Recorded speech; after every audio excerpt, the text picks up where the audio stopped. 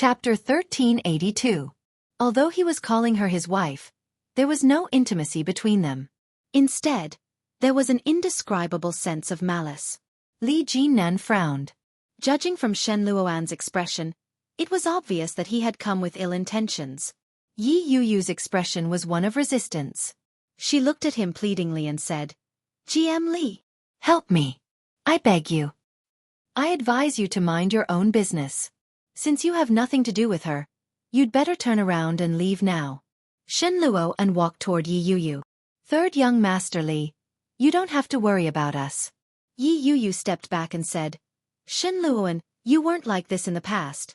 If you wanted to take revenge on me, you've already done it. What else do you want? Please, let me go, please." Those words were naturally directed at Shen Luoan, but more importantly, they were directed at Li Jinnan. Shen Luoan's face darkened. He strode forward and grabbed Yi Yuyu's hand. Before he could pull back, Shen Luoan felt a sharp pain in his arm. A hand had grabbed him. Li Jinnan twisted his hand violently.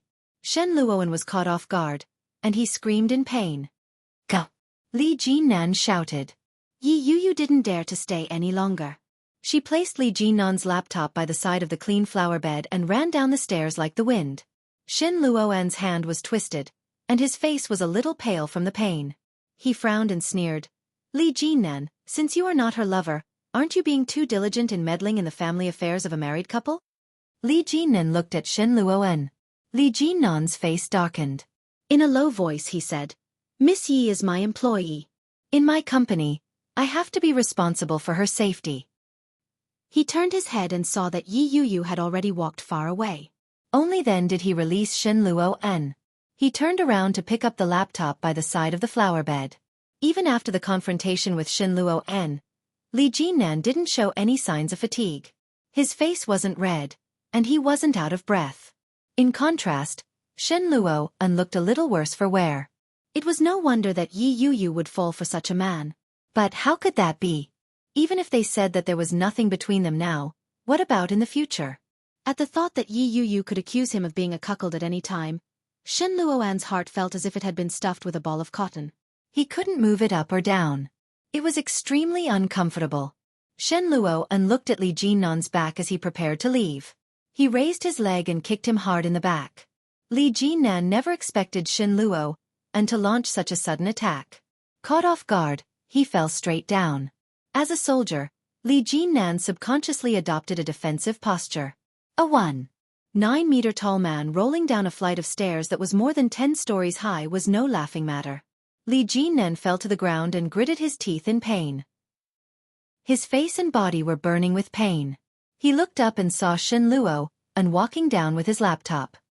He smashed it viciously at Li Jinnan and said, "B*****. Serves you right." In the time it took Shen Luoan to walk down, Li Jinnan had already recovered. He leaped up and caught Shen Luoan on the ground. Shen Luoan didn't expect this guy to be so tenacious. He was surprised, but he laughed and said, "I really underestimated you." Death. Chapter 1383. What happened? The building's security guard finally ran out. When he saw the scratches on Li Jinnan's face, his heart skipped a beat. "GM Li, this?" Li Jinnan only glanced at him with a dark expression. He ignored him and said, "You underestimate a lot of things." He turned to look at the computer on the floor. The metal body of the computer was already a little twisted. It wasn't hard to imagine what the screen inside looked like. Liquid flowed down from his forehead, and Li Jinnan's vision was quickly obscured. He wiped it with his hand and said, "How long do you think I'll be locked up for intentional assault and damage to personal property?" Shen Luoan made up his mind and laughed coldly. "You dare to send me to the police station? See if I dare." Li Jinnan pressed him down and turned to the security guard. "Get me a rope." The security guard felt guilty and quickly did as he was told. The police station was right next to the building. Li Jinnan opened the door with familiarity and walked in. Very quickly, the police inside looked over. One of the young police officers who looked a little too robust saw Li Jinnan and quickly ran up to him. As soon as he walked in, he saw Li Jinnan's appearance. He gasped and asked, "Third brother, did this guy do this?" The scratches on Li Jinnan's body weren't serious, but they looked hideous. The police officer's heart ached for him and said, "Aya, such a handsome face. How can you be disfigured? Come over here and let me help you apply some medicine. Sunny, come and detain this guy." "Coming." Li Jinan shook his head and waved his hand. "There's no need." This kind of injury was nothing to Li Jinan. It was just a superficial scratch. "You damaged personal property, and you even ambushed me and kicked me down the stairs. I'm afraid the computer can't be used anymore. You decide what to do." Li Jinan released him and touched his face. There wasn't any blood, but it hurt a little. Under such circumstances, his image wasn't going to be any better. All right. Leave it to me. Come, third brother, let me apply some medicine for you." Mo Yuanshan pulled Li Jinan and asked, "Who is this guy to do this? Is he tired of living?" "He's from the capital. His surname is Shen." "Oh." Mo Yuanshan didn't know what kind of famous people there were in the capital and who Shen Jilia was, but from what Li Jinan said, it seemed like he was very powerful.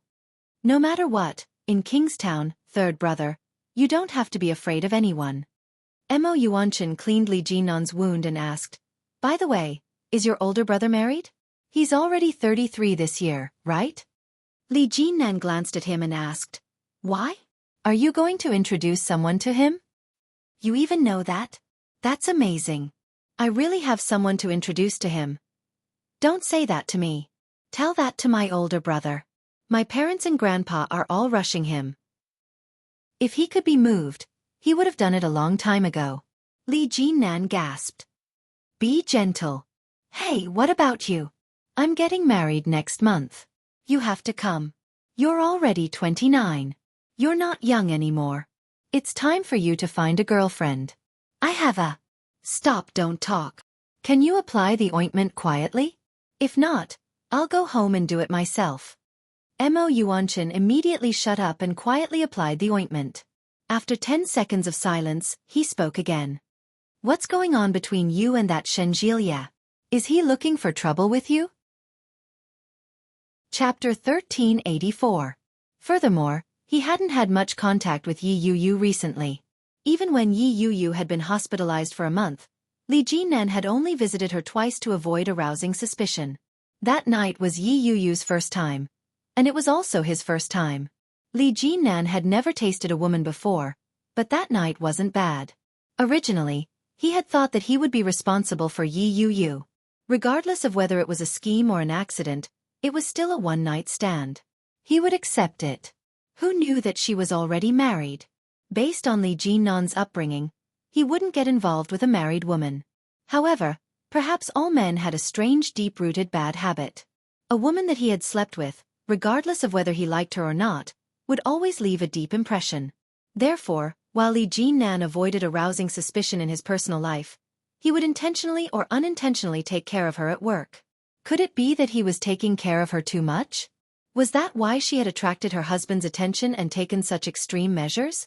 Li Jinan guessed in his heart and was slightly distracted. Mo Yuanshan called out, "Third brother?" "Yes." Li Jinan looked at Mo Yuanshan. "Is it done?" "Yes. That guy's confession is out. He said that you seduced his wife." Mo Yuanshan looked at the confession and laughed out loud. "This guy must be crazy. Can't he come up with a better excuse?" "Third brother, don't worry. Leave this matter to me. It's a small matter." When Li Jinan heard that, he became more and more annoyed. He stood up and said, "Fine. You settle it. I'm leaving." "All right. Be careful." Li Jinan walked out of the police station and returned to the company's garage to retrieve his car. His heart was filled with displeasure. Li Jinan lit a cigarette and started smoking. He looked at the broken computer in his hand and felt a headache coming on. He dialed Luo Zhan's number and started the car. When he arrived at Luo Zhan's house, he seemed to be extremely busy. The smart door opened. When Li Jinan entered, he saw Luo Zhan's fingers flying across the keyboard. Luo Zhan turned his head and saw Li Jinan's bandaged face. His eyelids twitched. F***CK, third brother, were you in a fight? Li Jinan wasn't in the mood to explain. He said, "Help me export the documents. I need them tomorrow." "That's it. Luo Zhan was speechless. Your second brother also knows how to do it. You should ask your second brother. Looking for my second brother? How am I supposed to explain my face? What if the children saw it? If my sister-in-law saw this, wouldn't she tell Grandpa and my parents? Li Jinnan was a little annoyed. You're still the most reliable. Even if I suddenly come to your house, you're not afraid of bumping into a woman. Luo Zhan. Luo Zhan was Luo Zhan after all. He pursed his lips and honestly found a USB flash drive to direct it to him. He took out a pack of cigarettes and lit another one. Brother Luo, you've had a girlfriend before. Why do you think a woman would reject her husband? Luo Zhan said, I did have a girlfriend, but I didn't have a deep relationship with her. Therefore, it was impossible for it to reach the stage that he mentioned. What do you think? It's probably because the man is not good enough, Luo Zhan said casually. When those words fell into Li Jinnan's ears, he had a sudden realization. So that was how it was. No wonder. Chapter 1385. After thinking about all this, Li Jinnan suddenly seemed to understand. Li Jinnan exhaled a long puff of smoke. He was very sympathetic and tapped the cigarette ash. Luo Zhan frowned and said with disgust, You should control your smoking addiction. We are a family. Your second brother doesn't smoke. Why are you so addicted to smoking? You are the same age. My second brother has a son and a daughter. Why are you still single? Luo Zhan was rendered speechless by Li Jinnan's nonchalant words. Luo Zhan angrily pulled out the USB drive and threw it on him. Well, you can go back now. Li Jinnan picked up the USB drive and patted Luo Zhan on the shoulder. Thank you. Goodbye. Luo Zhan was speechless. F***CK. Can't you be more sincere? Li Jinnan didn't look back. He closed the door and left. F***CK. Luo Zhan felt that he had made a bad friend. Li Xicheng was like this. Ming was like this. Now, even Li Jinnan was like this. What kind of atmosphere is this? It's too much. Is it because I am too easy to bully? No. Impossible.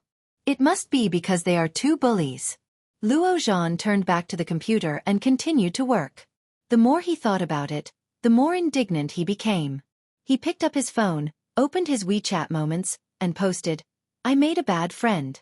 As soon as he posted it, he received a like. It was from you, Lily. She also commented, Ha ha ha ha. Did you get cheated by Qianqian's husband again? Did you just find out that my husband is a good friend? F***CK. Ming and Li Xicheng are the same. Jackals of the same tribe. No one is any better. When he was about to reply, Su Qianxi also liked it and replied to you, Lily. I wanted to say that I was cheated by your husband. You're the bad guy. Sister-in-law, oh. Your husband is bad. My husband is a good guy. Sister-in-law Lao Air. Go away. My husband is at home. He didn't do anything. Don't wrongly accuse him. Sister-in-law, oh. My husband is also in the capital. He didn't do anything. Who is it? Su Qianxi and Yu Lily stopped arguing and replied to Luo Zhan in unison. Who is it? Luo Zhan was still watching with great interest, but all of a sudden, the spearhead turned to him, and he began to panic.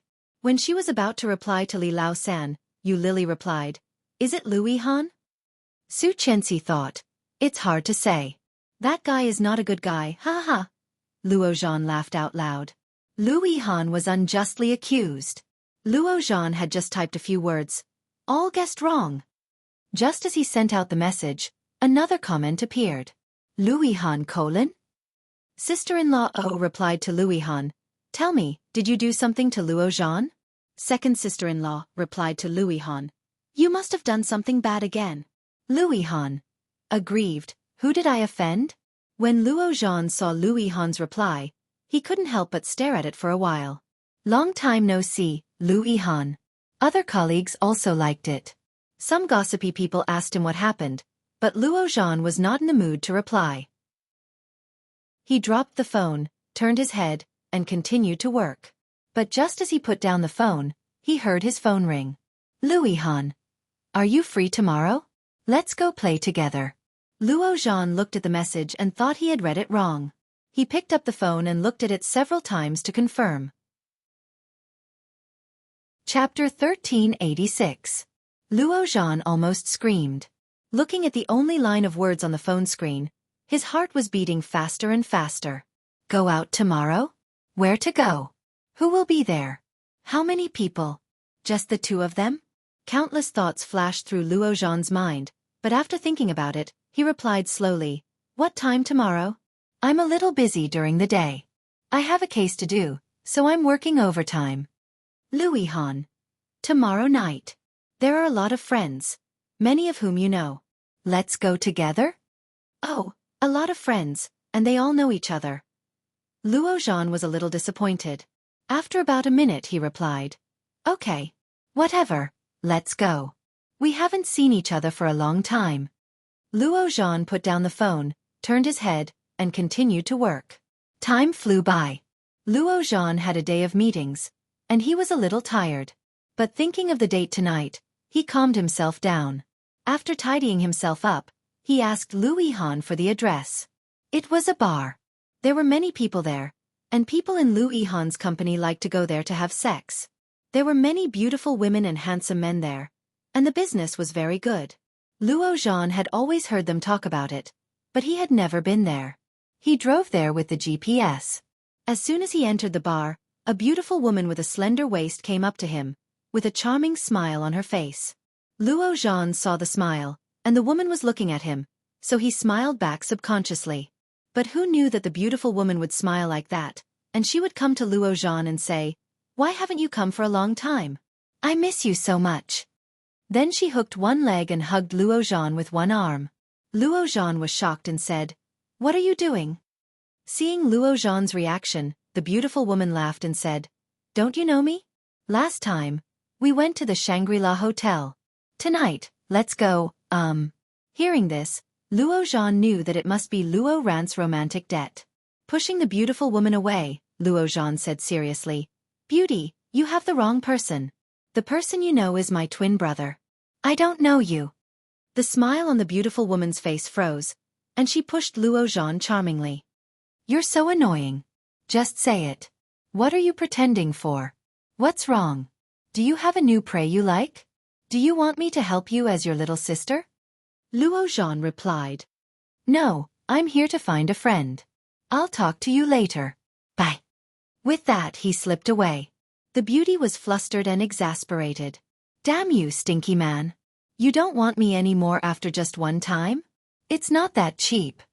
Luo Zhan only felt as if there were needles on his back. He turned his head and saw the charming beauty just now glaring at him. He immediately turned back. Damn it, this damned Luo Ran. Luo Zhan here. A familiar voice came. It was Louis Han's colleague. Luo Zhan walked over and saw Louis Han sitting in the crowd. Louis Han seemed to have lost a lot of weight, looking taller and slimmer. The blue veins on the back of his hands were more obvious, and his Adam's apple and cheekbones were more prominent. This fellow didn't seem to have seen second brother's sister-in-law recently. Could it be that he's lovesick? Thinking of this, Luo Zhan felt a little upset. Chapter 1387. Luo Zhan's shoulder was hooked, and Louis Han's colleague suddenly came up, holding a glass of wine in his hand, and said, Come on, drink up. Subconsciously turning his head to look at Louis Han, Luo Zhan took the glass of wine and drank it all at once. Good alcohol tolerance. The surrounding people clapped their hands, saying, Han, look at your good buddy drinking, why don't you drink? Come on, it's not a big deal to fall out of love. It's not a big deal. The amount of information in these words almost made Luo Zhan spit out the wine in his stomach again. This, fall out of love? This guy fell out of love? Got dumped? How could it be? Yes, don't you know? The colleagues around Louis Han nodded, and suddenly began to gossip. She pulled Luo Zhan to sit down and said, Let me tell you, Han had a girlfriend some time ago. She is very beautiful and has a good figure. She comes to our company every day to see him, but I don't know why, she hasn't come recently. Let me guess. The colleague's voice had not been loud, but when it came to this point, her voice was even lower. She said, Have you noticed that Louis Han has lost a lot of weight recently? Nonsense. He had noticed it the first time he saw it. Luo Zhan turned to look at the colleague and asked, Is it because he was dumped and he is heartbroken so he is like this? No, no, no. The colleague immediately shook his head and said, how could this guy be dumped by a woman? He was the one who dumped that girl. Luo Zhan could not understand and asked, why? The colleague was very excited and clapped her hands, saying, you are asking the right question. Why? We are also guessing. Lu Yihan was playing with his mobile phone in the crowd, looking around, and finally his eyes fell on the gossip colleague next to Luo Zhan. He picked up a piece of fruit peel and threw it at him, saying, don't talk nonsense. You only know how to spread rumors. The colleague reached out to take the peel and said with a smile, of course not, but you are really amazing. You even hide it from your best buddy. You are not a good friend. The best of brothers. Is that him? For some reason, Luo Zhan felt a little happy in his heart. See, at least in the eyes of others, their relationship was still very good. Shut up, don't talk nonsense. Lu Yihan gave him a warning look, and the colleague immediately became quiet. This made things difficult for Luo Zhan. He didn't even finish his words. This feeling of not being able to go up or down was extremely uncomfortable in his heart. Luo Zhan looked at the person next to him, his face full of question marks. However, the man shrugged and said, hey, I'm going to the bathroom. He stood up and walked out. Luo Zhan immediately stood up and said, I'll go too. Didn't you just arrive? Are you going to the bathroom? Lu Yihan knew what they were going to do at a glance and asked. But Luo Zhan didn't care at all. He turned his head and said confidently, I have kidney deficiency. Everyone. Under everyone's speechless gaze, Luo Zhan followed his colleague forward and urged, what's going on? The colleague turned to look behind her and said, ever since Yihan had that girlfriend, he's been getting thinner and thinner. We all suspect that he couldn't take it anymore, so he dumped her. Luo Zhan said, that's impossible, right? Hey, you don't know how seductive that woman is. Let me show you a photo. She quickly took out her phone and pulled up the photo. Luo Zhan looked at it and was stunned. Chapter 1388. She had willowy eyebrows, a pair of big round eyes, a high nose bridge, an oval face, and loose hair. She looked pure and beautiful. She was a great beauty. At first glance, she looked a bit like the wife of his second brother. Was this a coincidence? No way. Luo Zhan had seen Lu Yihan's feelings for her clearly over the years. He should just be looking for a substitute. Seeing that Luo Zhan did not speak, the colleague only thought that he was stunned by the beauty of the woman in the photo and sighed. I have to say that this woman is really beautiful, but she is also very playful. At first glance, you can tell that she is a strong woman, so Lu Yihan can't stand it. In other words, they had slept together? Luo Zhan felt uncomfortable. Staring at the photo, he pretended to ask casually, how is her personality? Personality. Quite wild and hot. I like this type. However, I can't flirt with my friend's wife, or I will. Luo Zhan could not listen anymore, turned around and walked back. Hey, okay, I will stop pretending. Why are you running? The colleague shouted behind Luo Zhan. Luo Zhan's mind was full of that face. That face was indeed somewhat similar to Su Qianxi's. Quite wild and hot. That was to say, it was not the same as Su Qianxi. Su Qianxi's character was very gentle and well-behaved, and she was always with his second brother. So, did Lu Yihan break up with her because of this? Because the girl's character was actually not the same as Su Qianxi's, so Lu Yihan felt that he had found the wrong substitute, so he broke up with her. So, why did Lu Yihan lose so much weight during this time? Was it because of a bad appetite? Or was it because of a bad stomach? As Luo Zhan thought about it, the noise in front of him had been restored. Looking at the red lights and green wine in front of him, the hot women coming and going, and the frivolous playboys, Luo Zhan found that he was deceiving himself. This was the world. Lu Yihan was already an adult man. He had his own life and his own choices. Even if he really slept with that woman, so what? Anyway, it was impossible between the two of them. Luo Zhan was well aware of this, but when he thought of this, his heart became more and more uncomfortable. Sighing heavily, Luo Zhan closed his eyes and murmured, Luo Zhan, wake up. You are a man. He opened his eyes and walked forward. Compared to just now, Luo Zhan was much more enthusiastic. She drank one glass after another and encouraged others to drink, but she never looked at Luo Zhan again. Luo Zhan did not touch a drop of alcohol the whole night. Luo Zhan saw it. When he was half drunk, he looked at Luo Zhan with a glass of wine and teased, "Hey, Luo Zhan, why are you more and more like a gigolo? Trying to lose weight? You're so skinny that you look like a ghost. Do you know how ugly you are?" Luo Zhan's eyes were sober. Looking at Luo Zhan's flushed face, he calmly said, "You are drunk." When Luo Zhan heard that, he smiled and ignored him. He held the wine glass and drank it again. Luo Zhan couldn't stand it anymore. He stepped forward and snatched the glass away from him. "Don't you know that you can't drink? No one will care about you even if you die on the side of the road." Chapter 1389. The woman was wearing a tight silver dress that left her shoulders bare. Her arms were fair and delicate, and her face was painted with exquisite makeup. One look was enough to tell that she was a veteran who frequented nightclubs. When the crowd saw this woman, they all whistled. "Who is this? Aren't you going to introduce her to us? I didn't expect an honest boy like you to find such a beautiful girl." "Not honest. Ha ha ha." They spoke one after another, causing Luo Zhan to be somewhat annoyed. Waving his hand, Luo Zhan said impatiently, "What the hell? Where did this pheasant come from? Do I even know you?" When the woman heard this, her expression changed again and again. "What do you mean? I already said that I don't know you, but you insist on pestering me like this. If you're not a wild chicken, what are you?" Luo Zhan's tone was obviously very bad. Hey, how can you treat a beauty like this? You'll be punished by heaven if you do this."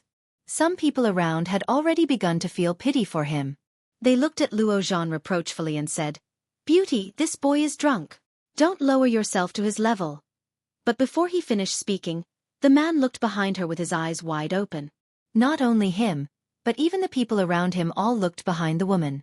Behind the woman, more than a dozen tall and powerful men had already walked out, all wearing tight t-shirts.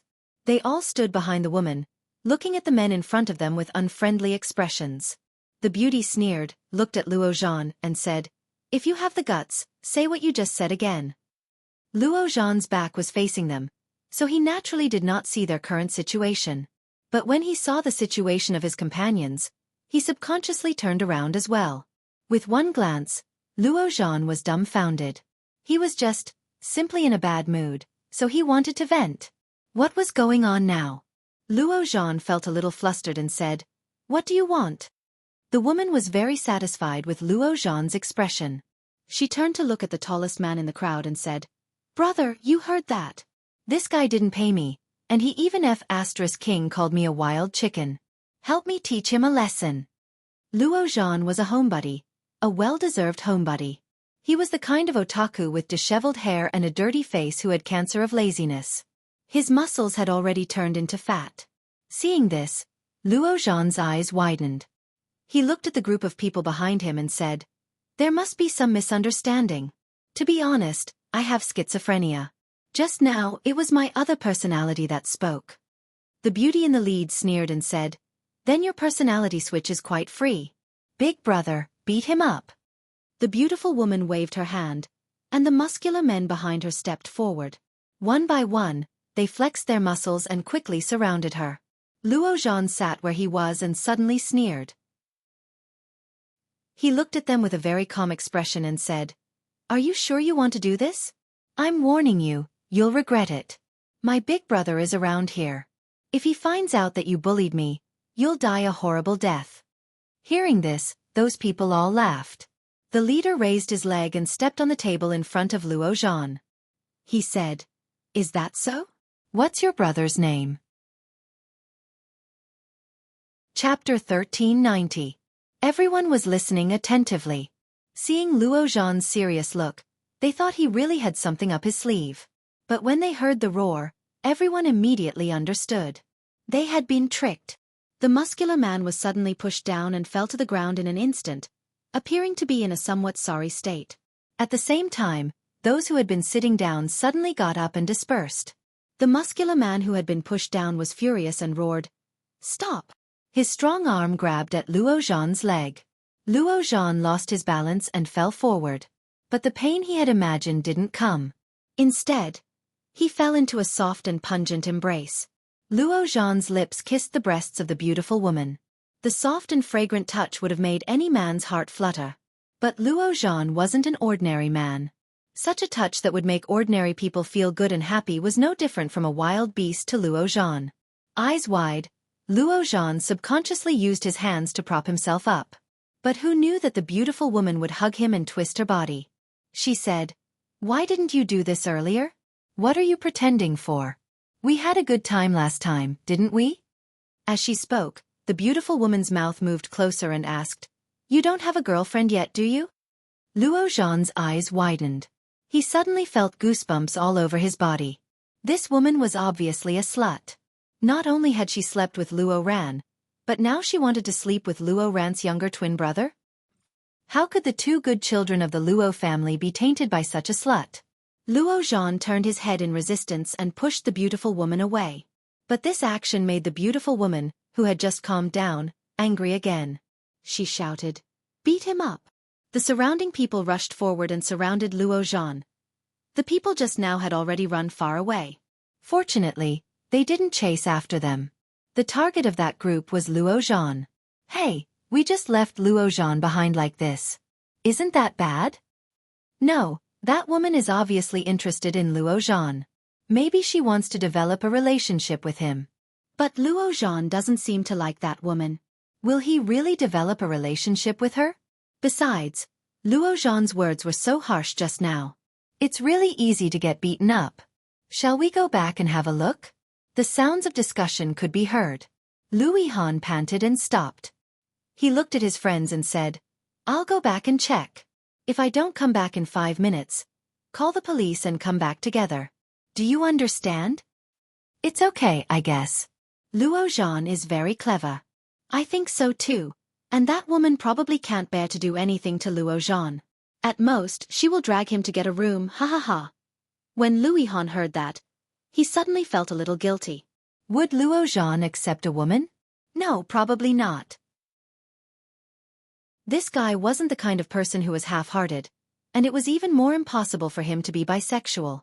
Moreover, this fellow's mouth was so despicable. He might really get beaten up. Lu Yihan thought, quickened his pace, and ran back to the bar. The bar was getting closer and closer. Lu Yihan ran in and saw the crowd. Death. Chapter 1391. There was a lot of discussion in the crowd. Lu Yihan was shocked and rushed in at the first time. When he saw Luo Zhan, his face was already bruised and held by 2 people. Many people were looking at this side, but no one came forward. Damn! Lu Yihan only felt a rush of blood to the top of his head. Luo Zhan. Luo Zhan looked up a little awkwardly. His lips were bruised and swollen. Seeing Lu Yihan's livid face, he actually felt a little happy. Resisting the pain on his face, Luo Zhan twitched the corner of his mouth and said with a slightly teasing look, "What are you doing? Haven't you seen someone get beaten before?"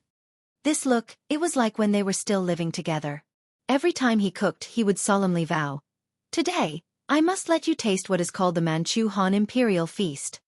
But every time it ended in failure. Every time, he would look unrepentant and loudly say, "What are you doing? Haven't you seen a chef fail before?" Memories came to him all at once. After all, they were friends for many years. Lu Yihan's heart seemed to be blocked. His masseter muscles tightened, and he rushed forward to pull the man who was holding Luo Zhan. There was a commotion around. All of them were people who were not afraid of getting into trouble. Some people even whistled to add to the fun. No one had the slightest intention to intervene. Lu Yihan's skills were not bad, but he was just an IT man. In terms of physical strength and skills, how could he compare with those people who had been in the underworld for a long time? For a time, it was a hard fight. But Lu Yihan only hit a few times, and the situation was one-sided. Idiot! Luo Zhan really wanted to take him to see what a pig's brain looked like. In this case, couldn't it be over directly to the police? How could these thin arms and legs be the opponents of this group of muscular men? Just when Luo Zhan thought that he was going to be crippled here today, the crowd suddenly quieted down. "Don't move! Police!" Although at the beginning, the person who fell in the bar was Luo Zhan, But later, compared to Lu Yihan, Luo Zhan's injury seemed to be much lighter. The two were sent to the hospital by their colleagues. After a simple application of medicine, the colleagues went home, while Lu Yihan and Luo Zhan squatted at the door of the hospital and did not move. No one said they would leave first. The moon tonight seemed to be exceptionally round and bright. Luo Zhan looked at the sky. It was dark, and a few scattered stars were far away from the moon. They were so faint that they were hard to see. The weather of early summer was neither hot nor cold. The two of them sat on the steps and listened to the chirping of the insects around them. They did not move for a long time. "I'm sorry, I've implicated you." Luo Zhan didn't look back and said in a flippant tone, "That woman is my brother's mistress. She mistook me for my brother. Damn, I was almost dragged to the hotel. Fortunately, I was quick-witted. Otherwise, my wife would not be able to enjoy my virginity in the future. Alas, tonight was so thrilling." Luo Zhan had a look of lingering fear. He exhaled and said, "But why did you come back in one piece? They would let me go after beating me up a few times. After all, with my looks, they wouldn't bear to beat me up too much. You're different. You're ugly from head to toe. Who else would they beat if not you?" Lu Yihan turned to look at Luo Zhan and suddenly laughed. "Why are you so shameless?" His tone was relaxed, just like before. Luo Zhan was stunned and turned to look at Lu Yihan. Seeing his eyes that were as bright as the night stars, Luo Zhan's lips twitched, but it hurt so much that he sucked in a breath. "Damn, I'm going back. I don't want to accompany you to feed the mosquitoes." Chapter 1392. When Luo Zhan heard that, he suddenly laughed. He turned around and walked toward the parking lot of the bar. Raising his head, he glanced at the hazy moon above his head. It seemed that the weather was pretty good. 2 days passed, and Li Jinnan didn't appear in the office. Yi Yuyu went to work and got off work every day, but she didn't hear any mention of Li Jinnan from her colleagues. It wasn't just Li Jinnan. Even Shen Luo and didn't appear again. The past 2 days had been unbelievably quiet. It was as if the previous episode had been nothing more than a minor accident. Yi Yuyu got off work as usual. A colleague that she was close with, Xiao Su, came up to her and asked, "Yuyu, do you want to go shopping with us?" Xiao Su was a very pretty girl. She was very popular in the office. Yi Yuyu had a good impression of her. When she heard that, she remembered that it had been a long time since she'd gone shopping. She nodded her head and replied, "Sure." Xiao Su's eyes immediately turned into crescents. She happily said, "Let's go eat then. I haven't bought clothes in a long time. Come on, let's eat our fill before we go shopping." She affectionately went up to Yi Yuyu's arm and said, "You're a celebrity. You'll definitely have better taste than I do." Yi Yuyu worked at the office with the mindset of learning. Everyone in the office was aware of Yi Yuyu's identity as an artist. They all treated her with adoration and affection. It was perfectly normal for Xiao Su to say that. But when those words fell into the ears of some people, they undoubtedly sounded like flattery. "Hey, Xiao Su, even if you want to suck up to someone better, you should find someone better to suck up to. People who don't know better would think that you're so shabby now," a woman who looked a little older said. Her eyes were filled with disdain and hostility. Yi Yuyu knew this woman. She and Xiao Su were from the same department. The two of them were competitors for the same position, and their results were often about the same. The difference wasn't huge. All along, Xiao Su had a good relationship with the department. It was only with this woman that she was at loggerheads with. Xiao Su obviously didn't like this woman either. She snorted coldly, "It's none of your business who I want to be friends with. You're just a dog trying to catch a mouse." When she was about to turn around and leave, she heard the man say, "We are all colleagues. I just don't want you to lose too badly." At first, everyone thought that there was something between her and the CEO. After all, that kind of popular role was something that all the popular stars wanted, but no one could get it. But it was given to such a half-new and half-lukewarm artist. "I just didn't expect that." The man held the briefcase and sneered as he passed by Xiao Su. Xiao Su was a little angry and said, "Why are you so dark in your heart? You got in through a proper audition. Her acting skills are much better than that thigh you hugged. It's just that her luck wasn't that good. Who would have thought that they would encounter such an accident during filming? Little Sue's heart ached a little. Yu didn't give up on herself. She even came to the company to study. She's much better than you. The man's face was full of disdain. Idiot. With that, he walked away with his head held high. Halfway down the stairs, a rather inconspicuous Land Rover stopped in front of them. The car window was rolled down, revealing the slightly scarred and resolute face inside. He turned to look at Yi Yu and said, "Get in." Death. Chapter 1393. Xiao Su and the girl who had just spoken were shocked. They looked at her in disbelief. Li Jinan sat in the car calmly. The scab on his face had already formed a scab. It was eye-catching on his clean and handsome face. Yi Yu was shocked to see Li Jinan like that. When she heard that word, she looked at the two colleagues beside her. At that moment, it wasn't just the two of them. Even the passers-by were looking at Yi Yu strangely. Yi Yu felt a chill down her spine. She braced herself and asked, "GM Li, is something the matter?" When Li Jinan heard that, he only glanced at her and repeated, "Get in the car." With her colleagues watching, Yi Yu was a little reluctant. If I get in the car at that moment, what will my colleagues think? Will they think that I'm Li Jinan's mistress? Just as Yi Yu was deep in thought, Xiao Su nudged her and said, "Yu, GM Li is calling for you. Hurry up and get in the car." Shan is nearby. Li Jinan didn't say his name. The look he gave her was unreadable. I could only get the police to keep him in custody for 48 hours. He was released last night. Yi Yu was stunned. Her heart skipped a beat. She instinctively looked to her left and right. Yi Yu naturally knew who Shen Liangchuan was referring to. No wonder she hadn't seen Shen Luo and for the past 2 days. He had been detained by the police. She knew that Shen Luo and wouldn't let it go so easily. "Get in the car. This is the last time." Li Jinan's voice was low. As he spoke, he started the car. Yi Yu's heart skipped a beat. She turned to look at Xiao Su apologetically and said, "I'm sorry. Let's do it another day." With that, Yi Yu opened the front passenger door and got in. Without waiting for Yi Yu to fasten her seatbelt, Li Jinan stepped on the accelerator and drove forward. The car was big, but the air pressure was a little low. Li Jinan drove a little fast. Yi Yu fastened her seatbelt, but her heart couldn't stop racing. "Miss Yi, do you love your husband?" Li Jinan asked without turning his head as he placed both hands on the steering wheel. Yi Yu never expected that the first thing she would hear from Li Jinan after getting into the car would be that. When he buckled his seat belt, the sound of the buckling was especially loud. She looked up at Li Jinan. His side profile, which was usually almost perfect, now had a few scratches and scabs.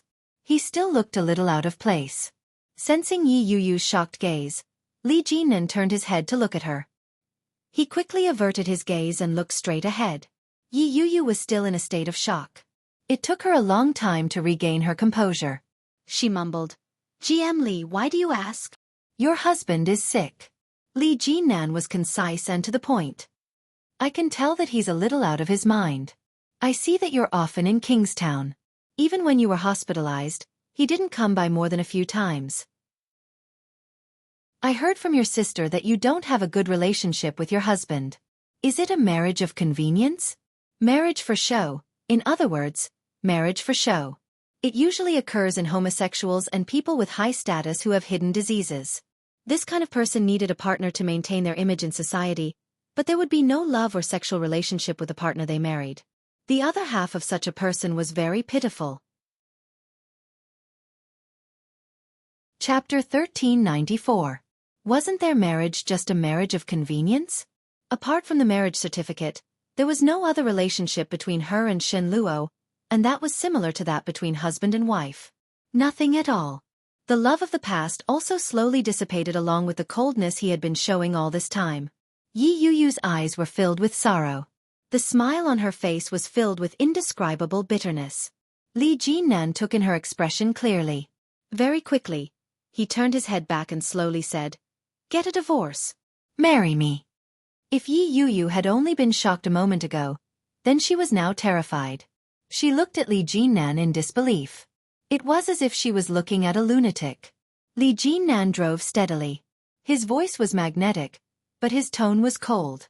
When he said those words, his face didn't show much emotion. In fact, he was expressionless. This must be a joke, right? Yi Yuyu was a little frightened. She laughed dryly and said, GM Li, please don't make such jokes. Li Jinnan turned the steering wheel, and the car turned into a small road. The car slowed down. The car quickly came to a stop. Li Jinnan turned his head to look at her and asked, Do I look like I'm joking? Indeed, he didn't. Furthermore, would Li Jinnan joke? He didn't look like someone who would joke. He was from a military background. He was a man of his word, wasn't he? But why would Li Jinnan have such thoughts? Yi Yuyu felt a little frightened. She looked at Li Jinnan without saying a word. Li Jinnan looked at her. He took out a pack of cigarettes and slowly lit one. Yi Yuyu stared at the orange-red flame that burned the tip of the cigarette into ashes. The flame flickered, mirroring her current mood. I've never had a girlfriend, and I've never touched another woman. That night was your first time, and it was my first time as well. No matter how you look at it, you're not at a disadvantage. Li Jinnan flicked the ash off his cigarette and said, Since your relationship with your husband isn't harmonious, it's best to get a divorce early. A marriage of convenience. The only thing that mattered between them was profit. Li Jinnan didn't think he was bad. At the very least, he was much better than Shen Luoan. Compared to a husband of convenience who was prone to domestic violence, an outstanding man like Li Jinnan should be much more attractive. A normal woman, no matter how stupid she was, would know what to choose. Li Jinnan was very confident. He didn't think that Yi Yuyu would reject him. When Yi Yuyu heard those words, she felt a little uncomfortable. Because it was her first time, and because she had never had sex with Shen Luoan before, he felt that she was acceptable, so he felt that he could marry her. Was that what he meant? And would it be Li Jinnan's first time? Li Jinnan was only 1 year younger than Shen Luoan. He was already 29 years old. Such a man still had his first time, and it was with her. Yi Yuyu found it hard to believe. GM Li, I'm married. With your status and background, you can go find young and beautiful girls who haven't been married before. She couldn't understand what he was thinking. She continued, If you feel that you need to be responsible for me because it's my first time, GM Li, I can tell you very clearly that there's no need. Chapter 1395. Equality? Yi Yuyu stared at the side of his face in a daze. The wind from the window was rather strong. Li Jinnan's eyes were squinted by the wind. He turned his head to look at Yi Yuyu. His red lips parted slightly as he continued, Now that things have already happened, I think Miss Yi is very suitable. Very suitable? Does that mean they are very compatible in bed? She laughed and said, GM Li, I've been married before. That's already unfair to you. Furthermore, I don't think we're suitable for each other. Your status is too high, and your net worth is too high. I can't match up to you. Besides, it's not up to me to decide whether or not we get a divorce. Wasn't it up to her to decide whether to divorce or not? Li Jinnan raised his eyebrows slightly, but in his heart, he felt that it was only natural. After all, wouldn't a marriage of convenience be formed only after reaching an agreement of benefits? He looked at her and asked, Are you saying that as long as Shen Luoan agrees to the divorce, you'll be with me? When Yi Yuyu heard that, she looked at him as if he was a lunatic. He had originally thought that this fellow was quite normal and decent. Why was his way of thinking so deviant? He was as difficult to communicate with as Shen Luoan. She didn't want to pay any more attention to the man. She reached out to open the car door and said, Thank you for bringing me here. I can go back on my own. As she spoke, she had no intention of stopping. Yi Yuyu quickly got out of the car, slammed the door shut, and turned to leave. Li Jinnan turned his head to look. The wind outside was very strong. Yi Yuyu's dress clung tightly to her body, making her look especially thin and frail. Just now, she had tacitly agreed, right? Li Jinnan put out the cigarette and looked at himself in the rearview mirror. He raised his eyebrows slightly. Yi Yuyu was a good woman. Since Shen Luoan couldn't give her happiness, he would. Yi Yuyu hailed a taxi. When she got in, Li Jinnan's rebellious words kept replaying in her mind. There were millions of good girls in the world, but he actually persuaded a married man to divorce and be with him? The more Yi Yuyu thought about it, the more she felt that he was toying with her. How could a normal 29-year-old man not have had a girlfriend? Furthermore, how could a normal 29-year-old man not have had a girlfriend? Secondly, Li Jinnan was so good that all the women in Kingstown would flock to him with a single word from him. Why did he have to hang himself on a tree like her? Moreover, in Shen Luo'an's words, she had been married before and divorced before remarrying. In the eyes of others, Li Jinnan was like picking up used shoes. How could the Li's family allow their descendants to pick up used shoes? Yi Yuyu had figured it all out. She felt even more stifled. She cussed in a low voice. "You're crazy!" The taxi driver glanced at the rearview mirror with a strange expression. Yi Yuyu ignored him and drove straight to their destination. Yi Yuyu opened the car door and made her way back home. Just as she reached the entrance of the estate, she saw a familiar figure walking in the garden in front of the estate. The man raised his head. It was obvious that he had seen Yi Yuyu. His hands were in his pockets. His eyes were sinister as he looked at Yi Yuyu with a faint smile. When Yi Yuyu saw the man, her heart skipped a beat. She stopped in her tracks. Chapter 1396. Shen Luo'an's voice was very slow. His eyes were fixed on Yi Yuyu. His footsteps were neither fast nor slow, but every step he took seemed to trample on Yi Yuyu's heart. Yi Yuyu looked at Shen Luo'an, and her heart beat faster and faster. The man in front of her had dark circles under his eyes, but it was obvious that he had freshened up and changed his clothes. He didn't look like he had been imprisoned. However, he still looked tired. His complexion didn't look good. It was obvious that he hadn't had a good time the past 2 days. Shen Luo'an saw Yi Yuyu's expression and smiled. "Come back to the capital with me, Yuyu. You haven't seen Yi in a long time, have you?" Guan Kui. That name had existed between Yi Yuyu and Shen Luo'an for 7 years. For 7 years, that name had been a barrier between them. Even though she knew that there was such a person between them, Yi Yuyu still married him without hesitation after he proposed. She had thought that as time went on, dripping water would wear away a rock. Who knew? Yi Yuyu suddenly felt ridiculous. She wanted to laugh, but her heart ached. Shen Luo'an walked closer and said, "Let's go back to see her. I think she must miss you very much." Shen Luo'an's expression was very normal. He looked at her and slowly said, "Also, Mom and Dad have been talking about you lately. You don't want to go back during the holidays. You're the daughter-in-law of the Shen family, after all. Even if your heart isn't here, you should still show the proper etiquette. If it was Yi, he wouldn't have been so rude." "Is that so?" Yi Yuyu looked up at Shen Luo'an without backing away. "I heard that Guan Kui's condition has improved a lot recently. Didn't you go to see her? My mom asked me for something of yours last time. Didn't they contact you?" Shen Luo'an really didn't know about that.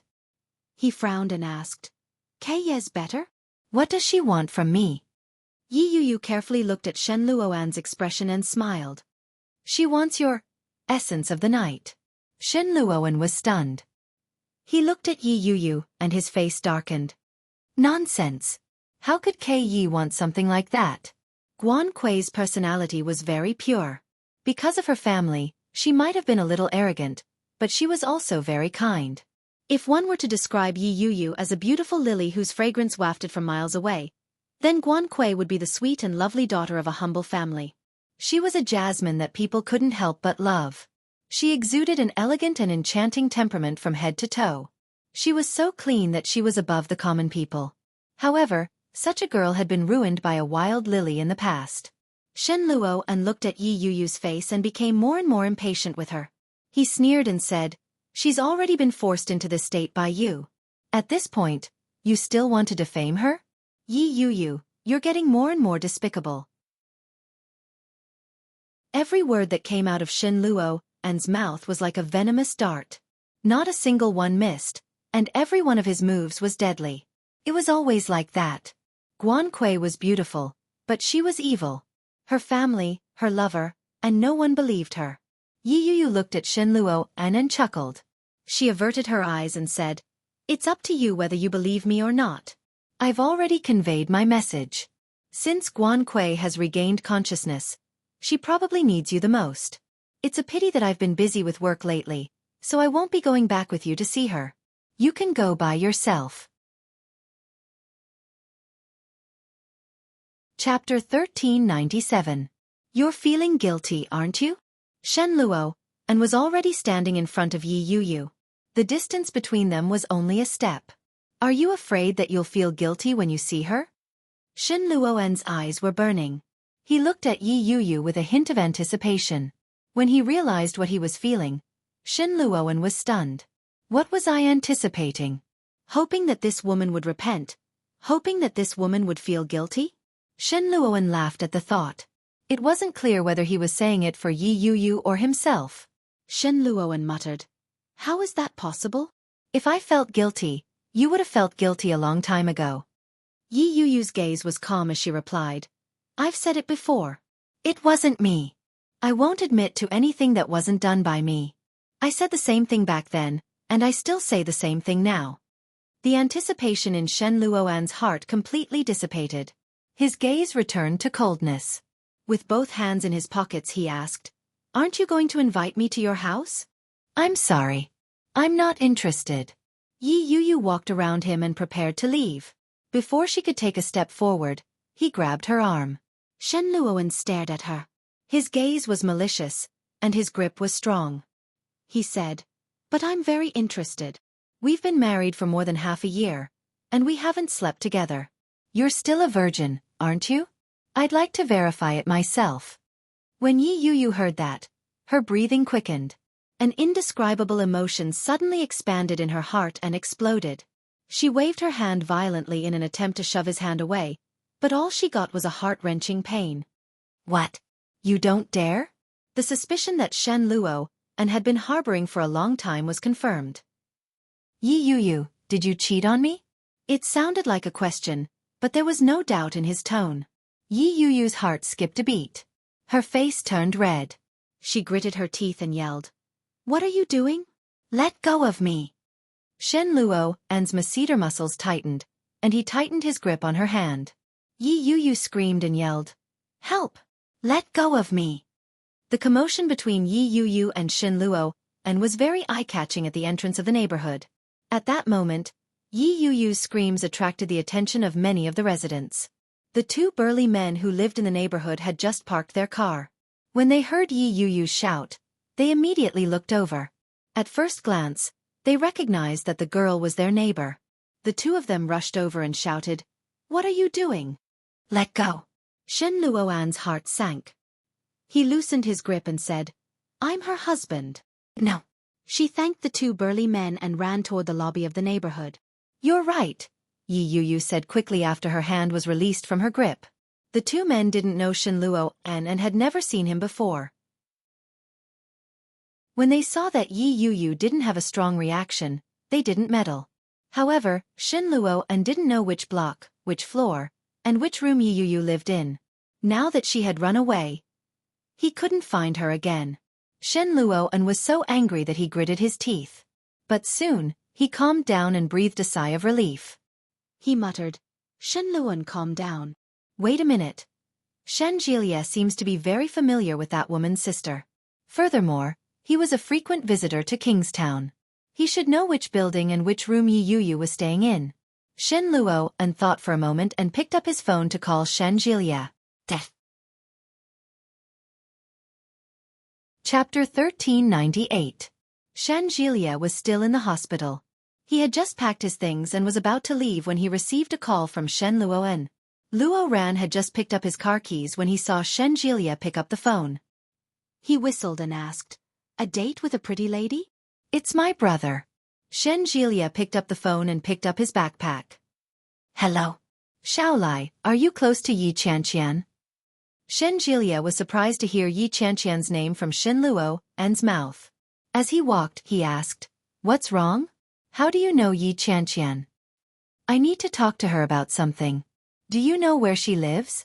Give me the address. Shen Jilia felt a little strange. Shen Luo has something to talk to Yi Qianqian about? Why does it sound so mysterious? Yi Qianqian hates Shen Luoan. Is he going to cause trouble for Yi Qianqian? Shen Jilia was silent for a moment before saying, I have a good relationship with Qianqian, but she's always moving. I don't know where she lives now. She used to live in Jinlonggang. Do you want to go there and take a look? Building 305. Go take a look. Jinlonggang? Shen Luo, and looked up at the entrance of the neighborhood. The words, Wangjiang No. 1, came into view. Isn't Yi Qianqian living with Yi Yuyu? Shen Luoan frowned and nodded his head. All right. Thanks. Brother, why are you looking for her? It's nothing. Go on with your work. Oh right. Our hospital recently received a special patient. Do you know who it is? Shen Jilia walked out with Luo Ran. They were already at the elevator.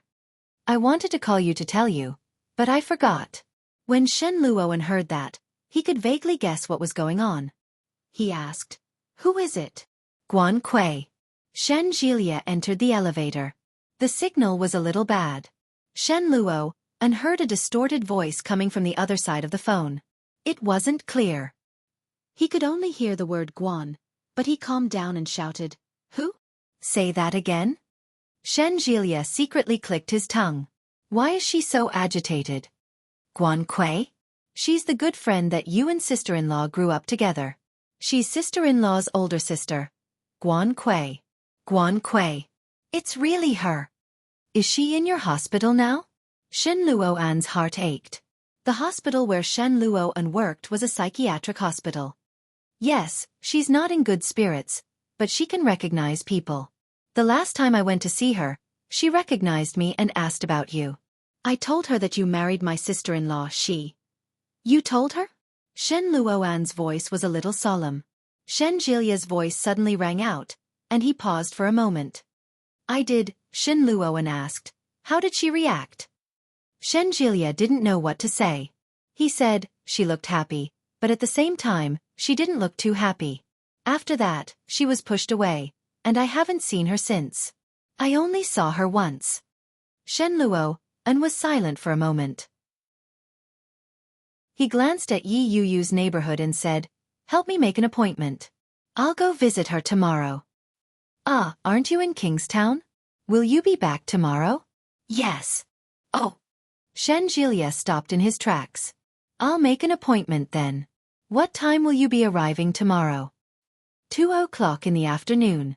Are you alone? Shen Jilia had no choice but to turn back. Chapter 1399. Yi Yuyu looked down from the curtains. When she saw Shen Luo and silhouette, the calm lake in her heart began to ripple. What is he doing? Yuyu. Yi Qianqian's voice suddenly rang out, startling Yi Yuyu. Yi Yuyu turned her head and said, You scared me to death. Yi Qianqian didn't think much of it. She giggled and asked, What's wrong with you? What are you looking at? Yi Qianqian looked down. When she saw Shen Luoan, she got angry. What's that guy doing here again? Harassing you? No, he's just here to see me, Yi Yuyu said. I don't believe you. He didn't even come to see you when you were hospitalized. What nonsense are you talking to me about now? Yi Qianqian rolled her eyes at her. Hey, just leave him be. Yi Yuyu looked down at Shen Luo, and with her brows furrowed. Shen Luo, and is indeed different from before. Is it really as Li Jinan said? Is there something wrong with his mind? That shouldn't be the case. Shen Luo, and is such a capable and intelligent person. He should be able to adjust himself. With that thought, Yi Yuyu relaxed and changed the topic. What are we eating tonight? At the capital's leading psychiatric hospital. In VIP Room 1, the afterglow of dusk shrouded the room in darkness. A young girl was curled up in the corner, staring at a painting hanging on the wall in front of her. Her eyes were empty, and she was in a daze. There was a sudden knock on the door. A middle-aged man walked in. When he saw the young girl in the room, his eyes were filled with pity. He walked to the wheelchair and squatted down. Are you hungry? He asked softly. The girl's eyes slowly began to glow. She turned her head and gently shook her head. Daddy brought you your favorite cake. Do you want to eat some? The girl shook her head again. Her face was expressionless. She turned her head and continued to stare at the painting. Have some. After you finish one, Daddy has some good news for you. Guan Yanhong coaxed his daughter and said, "Come and have some." Guan Kui turned her head to look at her father and gently shook her head. "I'm not hungry." Her voice was hoarse. It sounded like the friction between two pieces of wood. It was unpleasant to the ears, but when Guan Yanhong heard it, it was as if he had heard the sound of nature. "No matter what, you have to eat some. Do you want to see Shin Luoan?" Luoan, those two words, which she hadn't heard in a long time, brought a spark to Guan Kui's eyes. She asked, "Did you tell him that I've recovered?" Guan Yanhong shook his head. "No, but he must have heard about it recently. He made an appointment to visit you tomorrow. Why don't you eat something first? Make him fat so that he'll like you tomorrow." There was finally some color in Guan Kui's eyes. She looked down at the cake in Guan Yanhong's hands and asked, "Dad, is Shin Luoan married?" Guan Yanhong's smile froze as he looked at Guan Kui. Guan Kui's gaze was unexpectedly calm. Guan Yanhong looked at her for a long time before asking, "How did you know?" "With Yi Yu, right?" Guan Yanhong hesitated for a moment before nodding his head. Guan Kui lowered her head. Her lips curled into a smile. Very quickly she burst out laughing. 7 years of nightmares, 7 years of tragedy, 7 years of hesitation, and 7 years of confusion. In those 7 years, Guan Kui hadn't thought about it for a single day. If she hadn't fallen off the cliff back then, would everything have been different? Chapter 1400. The best years of a woman's life had been wasted in vain.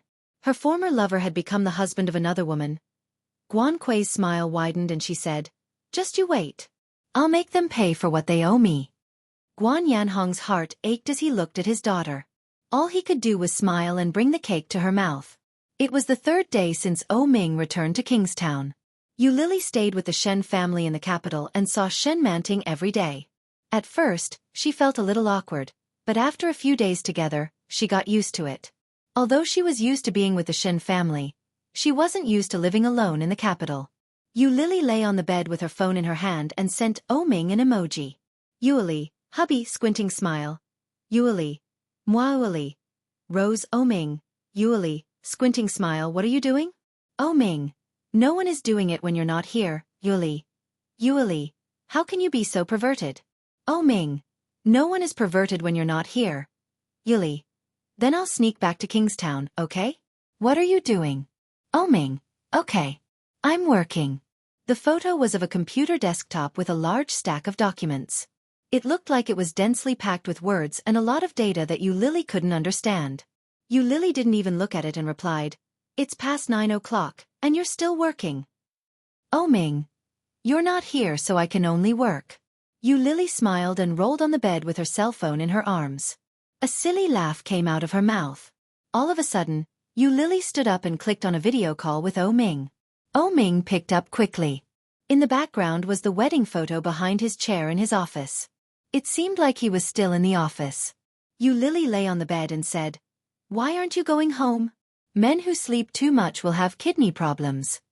Ming smiled and said, "Don't worry. Even if I have kidney problems, I can still serve you." Yu Lily said, "You're always talking dirty. I miss you." Ming suddenly changed the topic. He pursed his lips and looked a little aggrieved. "Hey, why don't I go to the capital tomorrow to look for you? This kind of life is too hard."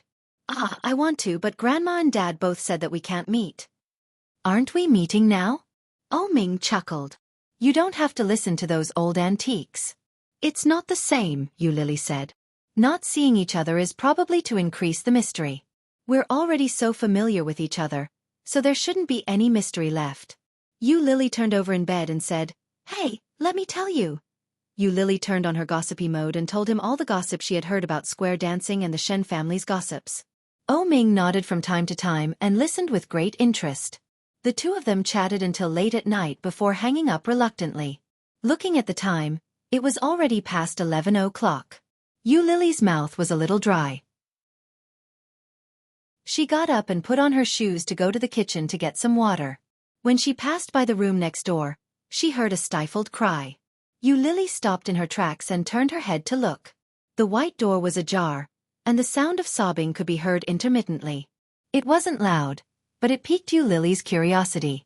Yu Lily quietly walked over and leaned against the wall, trying to eavesdrop through the crack of the door. However, the sound of sobbing was like an illusion. It was no longer there.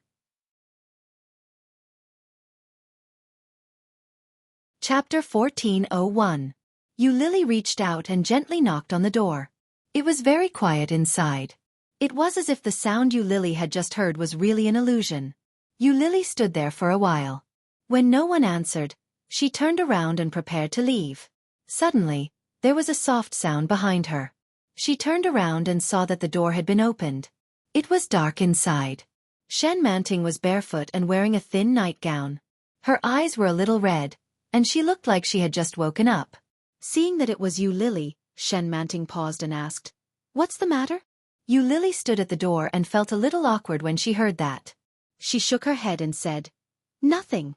I just heard some sounds and felt that you didn't seem very happy, so I came to take a look." Shen Manting stood at the door and looked at Yu Lily. After a while she said, "Thank you." Yu Lily was stunned and a little embarrassed. "Ah, it's nothing. I'll leave first." "Do you want to come in for a chat?" Shen Manting's voice wasn't loud, and it was a little soft. She could hear that she wasn't in a good mood. All along, Yu Lily didn't like Shen Manting. In fact, she was a little disgusted with her. But after a few days together, Yu Lily realized that Shen Manting didn't seem to have any friends. Every day, Yu Lily would go back and forth between the company and home. Yu Lily had accompanied old Mrs. Shen and heard a lot about Shen Manting. This girl is very lonely. Yu Lily thought about it and nodded. Shen Manting's room was smaller than old Mrs. Shen's, but it was bigger than the guest room that Yu Lily was staying in. What made Yu Lily feel a little strange was that in addition to Shen Manting's things, there was also a man's things in the room. The man's tie was on the bedside table. It was particularly conspicuous in this woman's room. "Is it Shen Luoen?" Yu Lily maintained her composure as she walked in. With a smile she remarked, "Your room is so big." Shen Manting smiled and sat on the bed. She asked, "When is your wedding?" "The 8th of next month," Yu Lily said. It was supposed to be last month, but Ming's mother said that day wasn't very good. The 8th of next month is the best day of the year. "I see. Happy wedding." Shen Manting smiled. "Do you know that I envy you so much? Ming is really good to you." Yu Lily suddenly regretted coming in. It was awkward to sit in the same room with her man's ex-fiancé and talk about this kind of thing. "Ha ha." Yu Lily laughed dryly. "It's all right. He's always been like this." The smile on Shen Manting's face was a little dry and didn't reach her eyes. She asked, "Do you need a bridesmaid at your wedding? I'll be your bridesmaid in Kingstown, okay?" Yu Lily was even more shocked. She looked at Shen Manting in astonishment and asked, "You want to be my bridesmaid?" Can I? Since I can't be Ming's bride, I'll be your bridesmaid. When you return to Kingstown, take me with you, okay? Shen Manting looked at Yu Lily with a pleading look in her eyes. Yu Lily felt a little strange. Why would Shen Manting make such a request out of nowhere? "I don't have many friends, and I've never been a bridesmaid before. If you don't agree, I may never be one in this life," Shen Manting said with a smile. "I can't even be a bride, and I can't even be a bridesmaid." Chapter 14:02. Yu Lily had always sympathized with Shen Manting. When she heard that, her heart was filled with compassion. After thinking about it, she agreed. After that, Yu Lily and Shen Manting didn't have much to talk about. After exchanging a few words, Yu Lily left Shen Manting's room. Finally, she went to the kitchen to drink some water before returning to her room. However, the more she thought about it, the more she felt that something was wrong. Why would Shen Manting want to be his bridesmaid out of nowhere? Is she plotting something? Yu Lily rolled over and got up.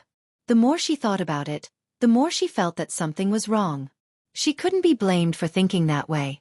Shen Manting really had too many things that worried her. Is she trying to seduce Ming? The more she thought about it, the more certain she was. Yu Lily picked up her phone and sent a text message to Ming. It was the weekend, so Yi Yu didn't go out. She slept until 10 o'clock. When she woke up, the sun was already shining brightly. After washing up and eating breakfast, Yi Yu changed into her sportswear and put on her headphones to go to the gym. When she was out of the neighborhood, Yi Yu looked around. Shen Luo and didn't know her new phone number, and she had blocked his communication app. He didn't even know which building she lived in. Is he waiting for me here? After looking around, she realized that there was no one. Yi Yu breathed a sigh of relief, but at the same time, she felt an inexplicable sense of loss. In the end, he still left. After the gym, Yi Yu received a message from Shen Jilia. Sister-in-law, are you here yet? It's almost time. Yi Yu saw the strange WeChat message and was confused. She replied. Immediately after, Shen Jilia called. Have you arrived? Didn't you say you were coming to the hospital today? Shen Jilia's voice was filled with doubt. Her mood is not very stable. She might not be able to see guests later. What? Brother-in-law, did you get the wrong person? Hearing that, Shen Jilia was even more confused. Didn't you go back to the capital with my brother? You said you would visit Guan Kui at 2 in the afternoon. You're not coming? Yi Yu was silent for a moment and said, I don't know. Is Guan Kui in your hospital? Yeah. Didn't my brother tell you? That's weird. No. Yi Yu suddenly thought of the day before. Did he come looking for me just to talk about that? She asked about Guan Kui's recent situation. When she heard that Guan Kui was doing well, she finally agreed and hung up the phone. Guan Kui is awake. She had finally regained consciousness after 7 years. It was time to prove her innocence. What happened back then was the thorn in their side. If Guan Kui could explain things clearly, wouldn't things be fine between them? She was still Yi Yu, and he was still her brother Luoan. Everything was like before. She picked up her phone and booked the earliest flight to the capital. In the small park, the grass sprouted gently, and the branches were just green. The weather was also getting warmer day by day. Yi Tian pushed her wheelchair as she sat in the park. Every now and then, she would see a bird flying by. She would chuckle and point in that direction as she said, Look, Yi. Another bird is flying by. Chapter 1403. Yes, but he hasn't arrived yet. Yi Tian looked at her watch and asked, Do you know who's coming today? Luoan. Guan Kui was filled with anticipation, but her eyes quickly became unreadable. And Yu. Yi Tian nodded her head and looked into the distance. With a look of surprise, she said, Look, Luoan is here. When Guan Kui heard that, her eyes lit up. She raised her head and looked in the direction that Yi Tian had pointed. The sun was shining brightly that day. A tall figure walked up. His eyes were the same as they had been in the past, but his facial features were more defined. Shen Luoan was dressed in a casual suit. It was Guan Kui's favorite off-white color. He stepped forward in his clean and shiny leather shoes. With one look, it was obvious that he had put in a lot of effort into his appearance. When Yi Tian saw Shen Luoan in this state, she felt relieved. It seemed that although Shen Luoan was married to her, he hadn't forgotten about Kui at all. Yi Tian stood up and gently pushed the wheelchair forward. Mom, Shen Luoan greeted Yi Tian with a gentle smile. When Guan Kui heard that greeting, she didn't feel very comfortable. Shen Luoan was holding supplements and beautiful flowers in his hands. He handed the flowers to Guan Kui with a gentle smile and said, Long time no see, Kui. Guan Kui looked at Shen Luoan. Her smile widened as she accepted the flowers. Luoan, I've missed you so much.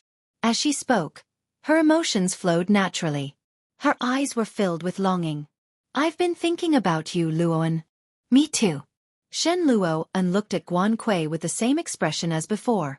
He quickly handed the supplements to Yi Tian and said, Mom, I'll take a walk with Kui. Yi Tian nodded her head and quickly left. Shen Luoan looked at her legs. His heart ached as he asked, Are you still not healed? Guan Kui shook her head. The smile on her face was bitter. It's good that they're crippled. It's better than having my legs healed and not being able to dance in the future. Nonsense. You'll get better. Shen Luoan gently placed his hand on her shoulder. I thought you wouldn't wake up. It's great to see that you're awake. Luoan, I woke up a long time ago. It's just that I didn't want to see anyone, Guan Kui said gravely. Everyone thinks I'm crazy. I'm afraid I'll act up and beat you up. Wouldn't that be a grave sin for me? With that, the two of them looked at each other and smiled. By the time she reached the capital, it was already past 7 p.m. She asked for Shan Jilye's address and instructed him not to tell anyone about it. Then, she hailed a cab from the airport to the hospital where Guan Kui was staying. However, Guan Kui wasn't in the room. Just as she was about to ask the front desk, she heard a familiar male voice. Shen Luowen's voice sounded very cheerful. He was slowly approaching them as he spoke. She turned her head, and Shen Luowen looked over at the same time. Their eyes met, and they were speechless. The air was inexplicably quiet. Yi Yuyu had specially dressed up that day. She was wearing the season's latest dress and a pair of pretty and luxurious sandals. She looked very dignified. When Guan Kui saw Yi Yuyu, her hands gripped the sides of the wheelchair tightly. She glared at Yi Yuyu. Her breathing was heavy, and her eyes reddened. She gritted her teeth and growled, "Yi Yuyu." Chapter 1404. Yi Yuyu stood where she was and called out, "Sister!" Ah! Guan Kui's eyes were bloodshot as she screamed. She stretched out her arms, and her entire body fell forward. She fell from the wheelchair onto the ground. This scene gave everyone a fright. Shen Luowen jumped and instinctively went over to help Guan Kui up. Yi Yuyu ran over as well. Before she could get close, she heard Guan Kui's cries. "Yi Yuyu! Yi Yuyu! Yi Yuyu! Why did you do this to me? Why?" Yi Yuyu stopped in her tracks. She looked at Guan Kui in a daze. She found it hard to believe. When Shen Luowen heard Guan Kui's cries, his expression turned to one of annoyance. He yelled, "Get lost!" Yi Yuyu stood rooted to the ground as she watched Guan Kui being carried by Shen Luowen. Her heart ached. Guan Kui buried herself in Shen Luowen's arms and wailed. Her hands clutched his shirt. As she cried, she said, "I know you like Shen Luowen, but why did you ruin my life? My life could have been as beautiful as yours." Why? Shen Luowen's grip on Guan Kui tightened. In a low voice he comforted her. "It's okay. Don't be afraid. It's all in the past. Don't cry. Be a good girl." Guan Kui cried even harder. She clutched his shirt tightly and said, Luowen." Shen Luowen's heart ached even more. The hatred in his eyes grew as he looked at Yi Yuyu. In an angry voice he yelled, "Get lost!" Yi Yuyu carried Guan Kui back into the ward. She stood there in a daze. She helped push the wheelchair into the room. When she entered, she saw Shen Luowen gently covering Guan Kui with a blanket. This kind of gaze, this kind of gentle action, had also appeared in front of her not so long ago. However, after that incident, there had been no more. "Shen Luowen." Guan Kui's crying gradually stopped. She squinted her eyes as if she didn't know Yi Yuyu had entered. "Has Yuyu left?" Shen Luowen turned his head and looked at Yi Yuyu. His eyes darkened. He turned his head back and replied, "She's left." Guan Kui seemed to feel even more aggrieved. She sobbed softly and said, I'm sorry. I still can't forgive her. Luowen, I'm your good friend, right? You won't leave me, will you?" Shen Luowen's heart ached even more. He sat on the edge of the bed and said softly, "Don't talk nonsense. Go to sleep if you're tired. I'll stay here with you." Guan Kui sobbed. She closed her eyes and said, "Actually, I can understand why Yuyu pushed me off the cliff all those years ago. At that time, Buzz." Yi Yuyu's mind was clouded. An indescribable rage spread from her tailbone to her entire body. Almost instinctively she yelled, "Bull**T!" Guan Kui looked as if she had been given a fright. Her body trembled violently. She opened her eyes and looked in Yi Yuyu's direction. In a daze she said, "Yuyu, Guan Kui." Yi Yuyu walked forward and glared at Guan Kui. She was furious. "You were the one who fell that night. Why are you framing me? No wonder everyone blamed me all these years. Even Shen Luowen didn't trust me. So, Guan Kui said it herself." Chapter 1405. How could that be?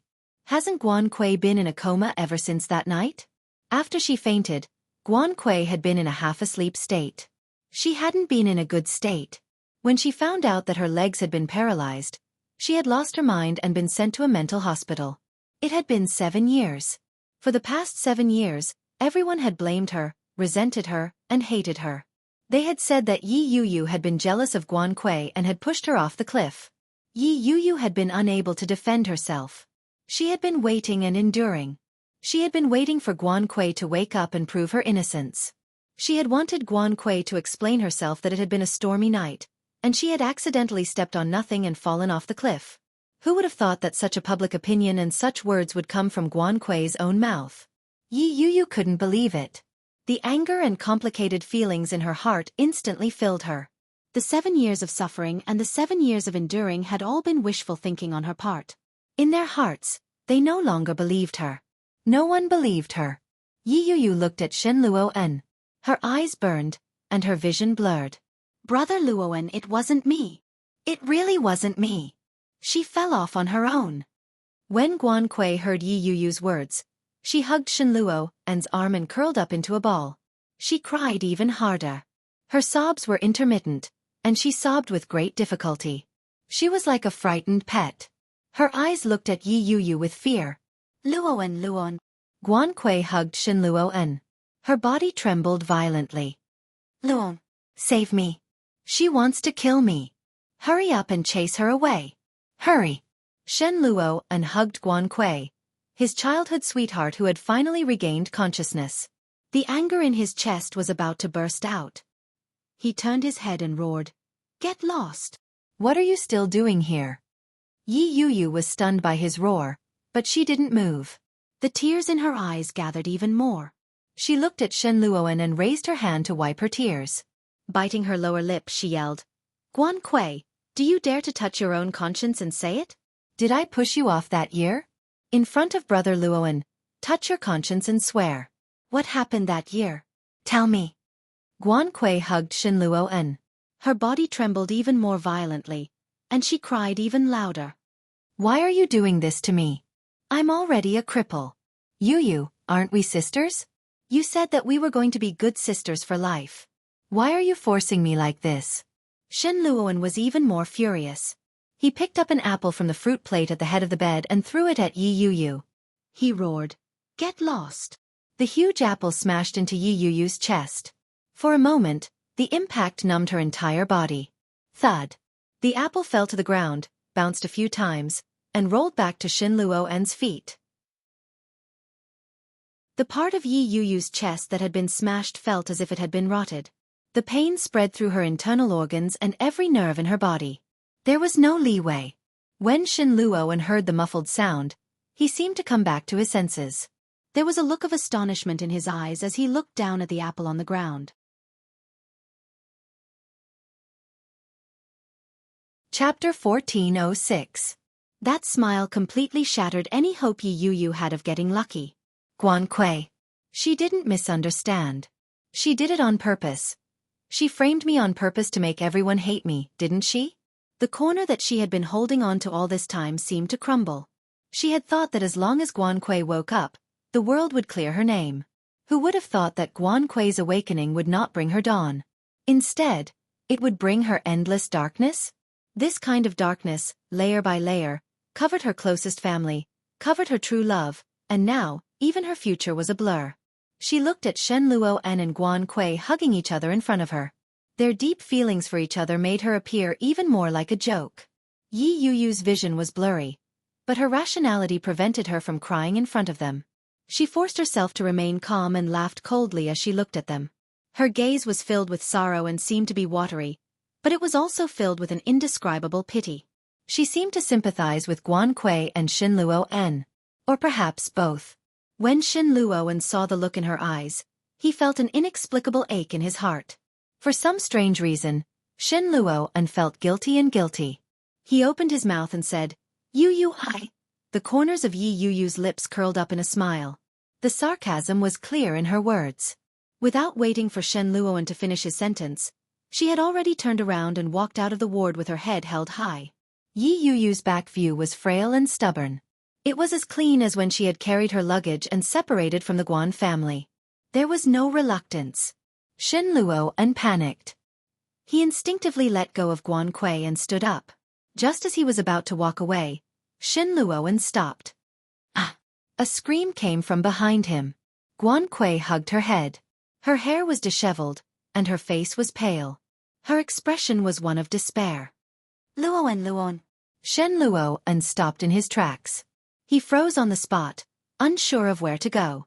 Guan Kui dragged her body over with both hands. She reached out for Shen Luoan. Her face was covered in tears. Don't go. Please don't leave me. Shen Luoan was in so much pain that he was trembling. The screams in his ears intensified the intensity of the pain. Even he didn't know if he was hurting for Yi Yu or Guan Kui. His Adam's apple bobbed up and down. He felt his throat go dry. He turned around and supported Guan Kui. In a gentle voice he said, "It's all right. I'm not leaving." It was as if Guan Kui had grabbed onto a life-saving straw. She grabbed onto Shen Luoan's hands and buried her head into his embrace. Her tears turned into a smile. Guan Kui, who was crying tears of joy, didn't miss out on the man beside her. As he held her up, his gaze lingered on the door. Her hands gripped him even tighter. Guan Kui didn't want to let go at all. Her breathing was heavy, and the hatred in her eyes deepened. Yi Yu didn't know how long she had been walking. The view in front of her was getting wider and wider, but her vision was getting blurry. After entering the hospital elevator, Yi Yu couldn't hold it in any longer. She covered her mouth and sobbed softly. Chapter 1407. She lowered her head and walked forward. The darkness around her seemed to once again obscure her vision, and she lost her sense of direction. The passing cars, the walking townsfolk, and the warm yellow streetlights shone down, but the atmosphere in the sky was overshadowed by the liveliness, making the surroundings even more gloomy. The gloomy atmosphere made Yi Yu's heart tremble with pain. All the nerves in her body began to convulse uncontrollably. Her head spun, and she couldn't take it anymore. She squatted down and burst into tears. The passers-by noticed Yi Yu, but they only took a few glances. No one went forward to comfort her. Rumble! Lightning flashed across the gloomy dark clouds. The muffled sound of thunder warned the passers-by to take shelter. After the thunderous roar, bean-sized raindrops fell impatiently, hitting people's hair and faces, making them feel cold and numb. Clatter! The rain grew heavier. Yi Yu squatted on the ground. Her strength seemed to have been drained. Her choked sobs were almost inaudible in the noisy rain. The people who took shelter from the rain ran quickly. Their footsteps splashed water, and the water was covered up again. Children without umbrellas had to run hard, because they had to hurry home so that they wouldn't be caught in the rain. What about children without homes? Yi Yu laughed at herself and hugged herself even tighter. Suddenly, the sound of the rain seemed to have softened. The cold rain that had been falling continuously was also stopped. Yi Yu was stunned. She raised her head and opened her wet and hazy eyes. The first thing she saw was a sharp, clear and cold face. The pair of eyes that were as calm as the wind and the moon looked at Yi Yu calmly. It was like an ancient spring, and no one could read his emotions. Yi Yu looked at the man in front of her in a daze. She blinked and looked at him a few times, but his face was still the same. Is it cool? His voice was cold, and she couldn't tell whether he was happy or angry. She held the big black umbrella with her well-defined knuckles, completely protecting her body. Yi Yu opened her mouth, but she didn't know what to say. She looked down at herself. She was drenched, and she seemed to be in a sorry state. Let's go. Li Jinren couldn't help but pull her up. He stuffed the umbrella into her hands and took off his suit jacket to drape it over her. A scorching warmth enveloped her. She felt a lump in her throat, and tears started to well up in her eyes again. Li Jinren acted as if he hadn't seen it. He took the umbrella back, put one arm around her shoulder, and led her to his car. When she got into the car, Yi Yu was still dripping with water. She shrunk her hands and feet cautiously. She was afraid that she would dirty herself further. Li Jinren glanced at her, took out a handkerchief from his pocket, and threw it to her. Then he drove steadily. After getting into the car, Li Jinren didn't say a word. Yi Yu took the handkerchief and gently wiped her face and hair. She turned her head and stole a glance at Li Jinren. Li Jinnen's side profile was chiseled, and the lines of his jaw were tight. His lips were pursed tightly, and he looked a little unhappy. Yi Yuyu shrunk her feet and lowered her head to look at the handkerchief in her hand. In a low voice she said, "Thank you, GM Li." After she opened her mouth, Yi Yuyu realized that her voice was a little hoarse. It was choked with sobs, and she sounded even more pathetic.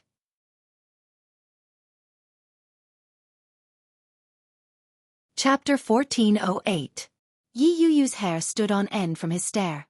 She lowered her head in confusion and asked, "GM Li, why are you here?" The headquarters of NC Entertainment is in Kingstown. As the CEO, why is Li Jinnan always heading to the capital? When she asked that question, Li Jinnan's gaze deepened as he looked at Yi Yuyu. He slowly said, "You can ask your sister that question. Get out of the car." "My sister? Yi Qianqian?" Yi Yuyu was stunned for a moment. She looked out the window. It was a famous 5-star platinum hotel in the capital.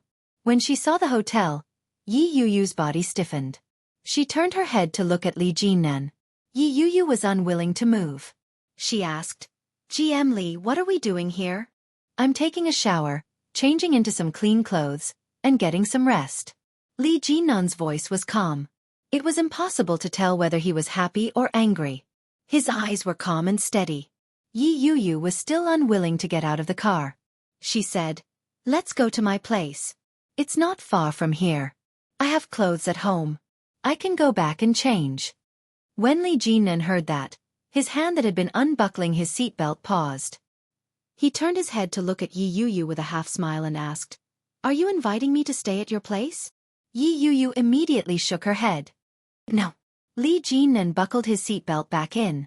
Without another word, he turned the car around and was on the main road. "Which direction? Why don't you go to the hotel?" "I'll go back on my own." Yi Yuyu was a little scared. The feeling of being drenched was unbearable. Even though the heater was turned on, Yi Yuyu still felt a little chilly. She had been frightened by this guy. Li Jinnan didn't reply. He looked left and right and asked, "Left, right?" "Yes." After Yi Yuyu answered, she suddenly realized something. She nervously clenched her fists. "GM Li, I'll send you back," Li Jinnan said. He glanced at her casually. "I don't stay at a stranger's house." When Yi Yuyu heard that, she let out a sigh of relief and calmed down. Very quickly, they arrived at Yi Yuyu's place. Li Jinnan opened the car door and took out an umbrella. He opened the door to the front passenger seat to cover her head. Yi Yuyu carefully got out of the car and looked down at her soaked clothes. The pink dress outlined the lines of her bra. Through the thin spring clothes, the spring scenery inside was faintly discernible. She instinctively tightened her jacket and crossed her arms as she walked beside Li Jinnan. Li Jinnan used to be a soldier. Normally, she wouldn't have felt it. However, the moment he stood next to her, she could feel the awe-inspiring aura emanating from his bones. It made her tremble slightly. For some reason, she felt a sense of nervousness. She entered the password and opened the door. She let her hair down and asked, "GM Li, what would you like to drink?" Li Jinnan didn't feel like a guest at all. As soon as he came in, he sat on the sofa, supported his head with his hands, rubbed his temples and said firmly, "No, go take a shower." Yi Yuyu's body stiffened. Does that mean that he has no intention of leaving? Li Jinnan noticed that she was looking at him strangely. He looked up and raised his eyebrows.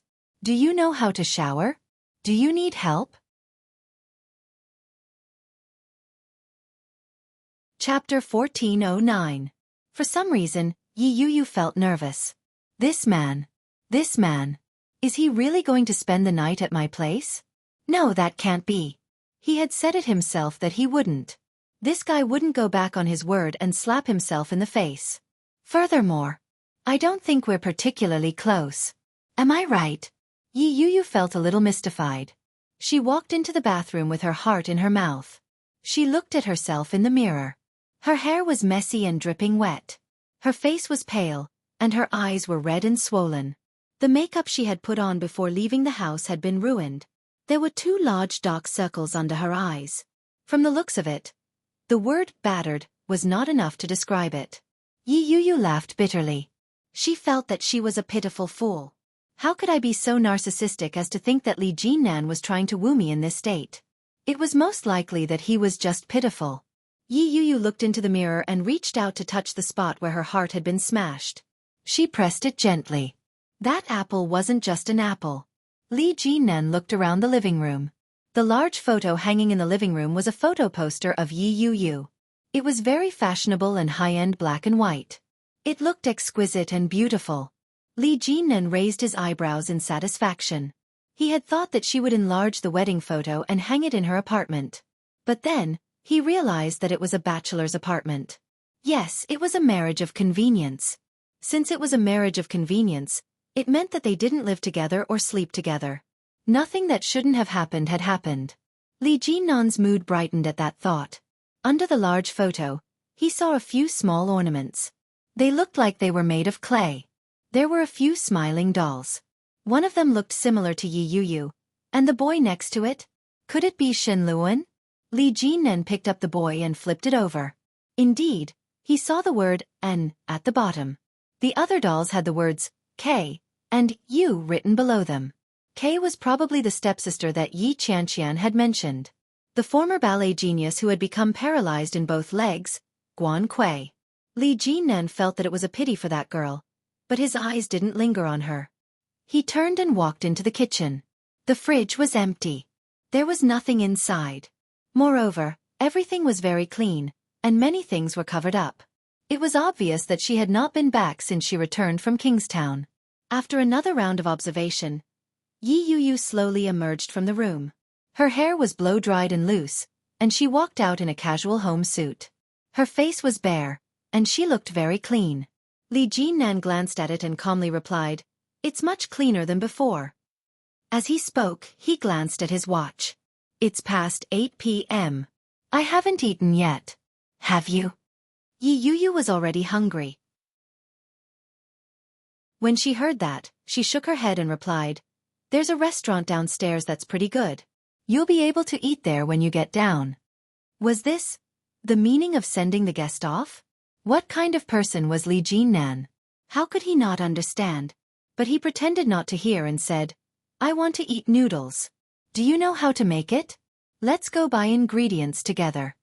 He didn't care whether Yi Yuyu agreed to it or not, or whether she was willing to do it or not.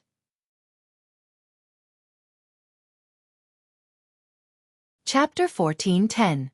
Yi Yuyu didn't move. She stood rooted to the spot and looked at him. After a long time, she lowered her head and said, "GM Li, thank you for today, but I'm not in the mood. So, please leave quickly and don't bother me anymore." Naturally, the meaning behind his words was self-evident.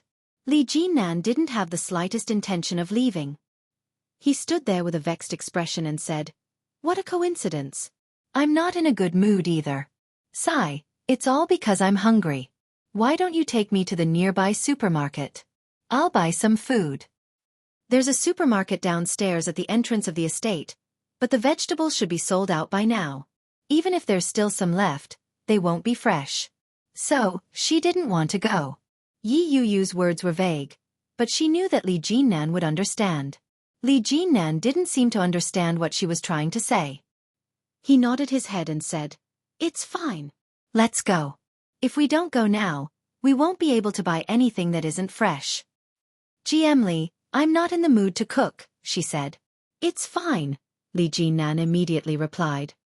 His expression was impassive as he said, "I'll do it, but I have no sense of direction.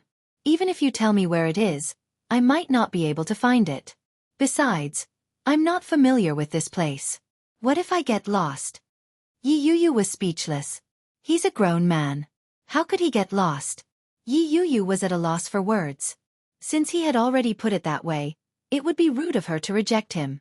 She thought about it and changed her shoes. She followed Li Jinan down the stairs in silence. When they reached the supermarket, many of the shelves were empty. After he entered, he looked left and right, while Yi Yuyu stood to the side. "What should I buy? I've never bought vegetables before. Is this vegetable okay?" Li Jinan picked up a handful of dried rapeseed. "I think I've seen my mother cook this before. It's quite delicious." As he spoke, he tossed the rapeseed into the basket. Yi Yuyu took a look and frowned. "Didn't you say you wanted to cook noodles?" "Yeah. With this vegetable?" Yi Yu found it a little ridiculous. She put the vegetable back and walked over to grab a bunch of lettuce. This is the best way to cook noodles. Is that so? Li Jinan looked enlightened. Do I still need to buy eggs? Well, do you want scallions? Eat, he blurted out. Coriander. I'm not picky. Yi Yu glanced at him, then turned to look at the fresh produce section. She saw the red finger peppers and asked, Do you eat spicy food? Since he's from Kingstown, he shouldn't be able to handle spicy food. He looked at her and asked in return, Do you like it? I like it. Eat. Yi Yu grabbed a bag and placed it in the basket. She then took some noodles and made her way to the living area. Li Jinan watched as Yi Yu picked up a tube of toothpaste, a toothbrush, and a variety of toiletries for each person. Only one person. Was it for her own use or for him? Li Jinan's mind was a little active. He was a little distracted on the way.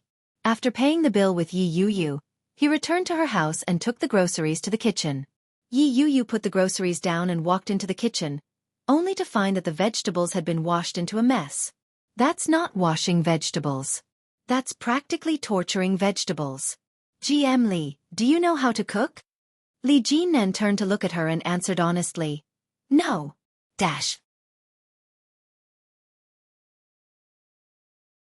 Chapter 14:11. He wouldn't take on everything so easily. Yi Yu suddenly felt speechless. She looked at him and walked up to him helplessly. She took the things from his hands and said, Go boil the water. Li Jinan deeply felt that he was being ignored.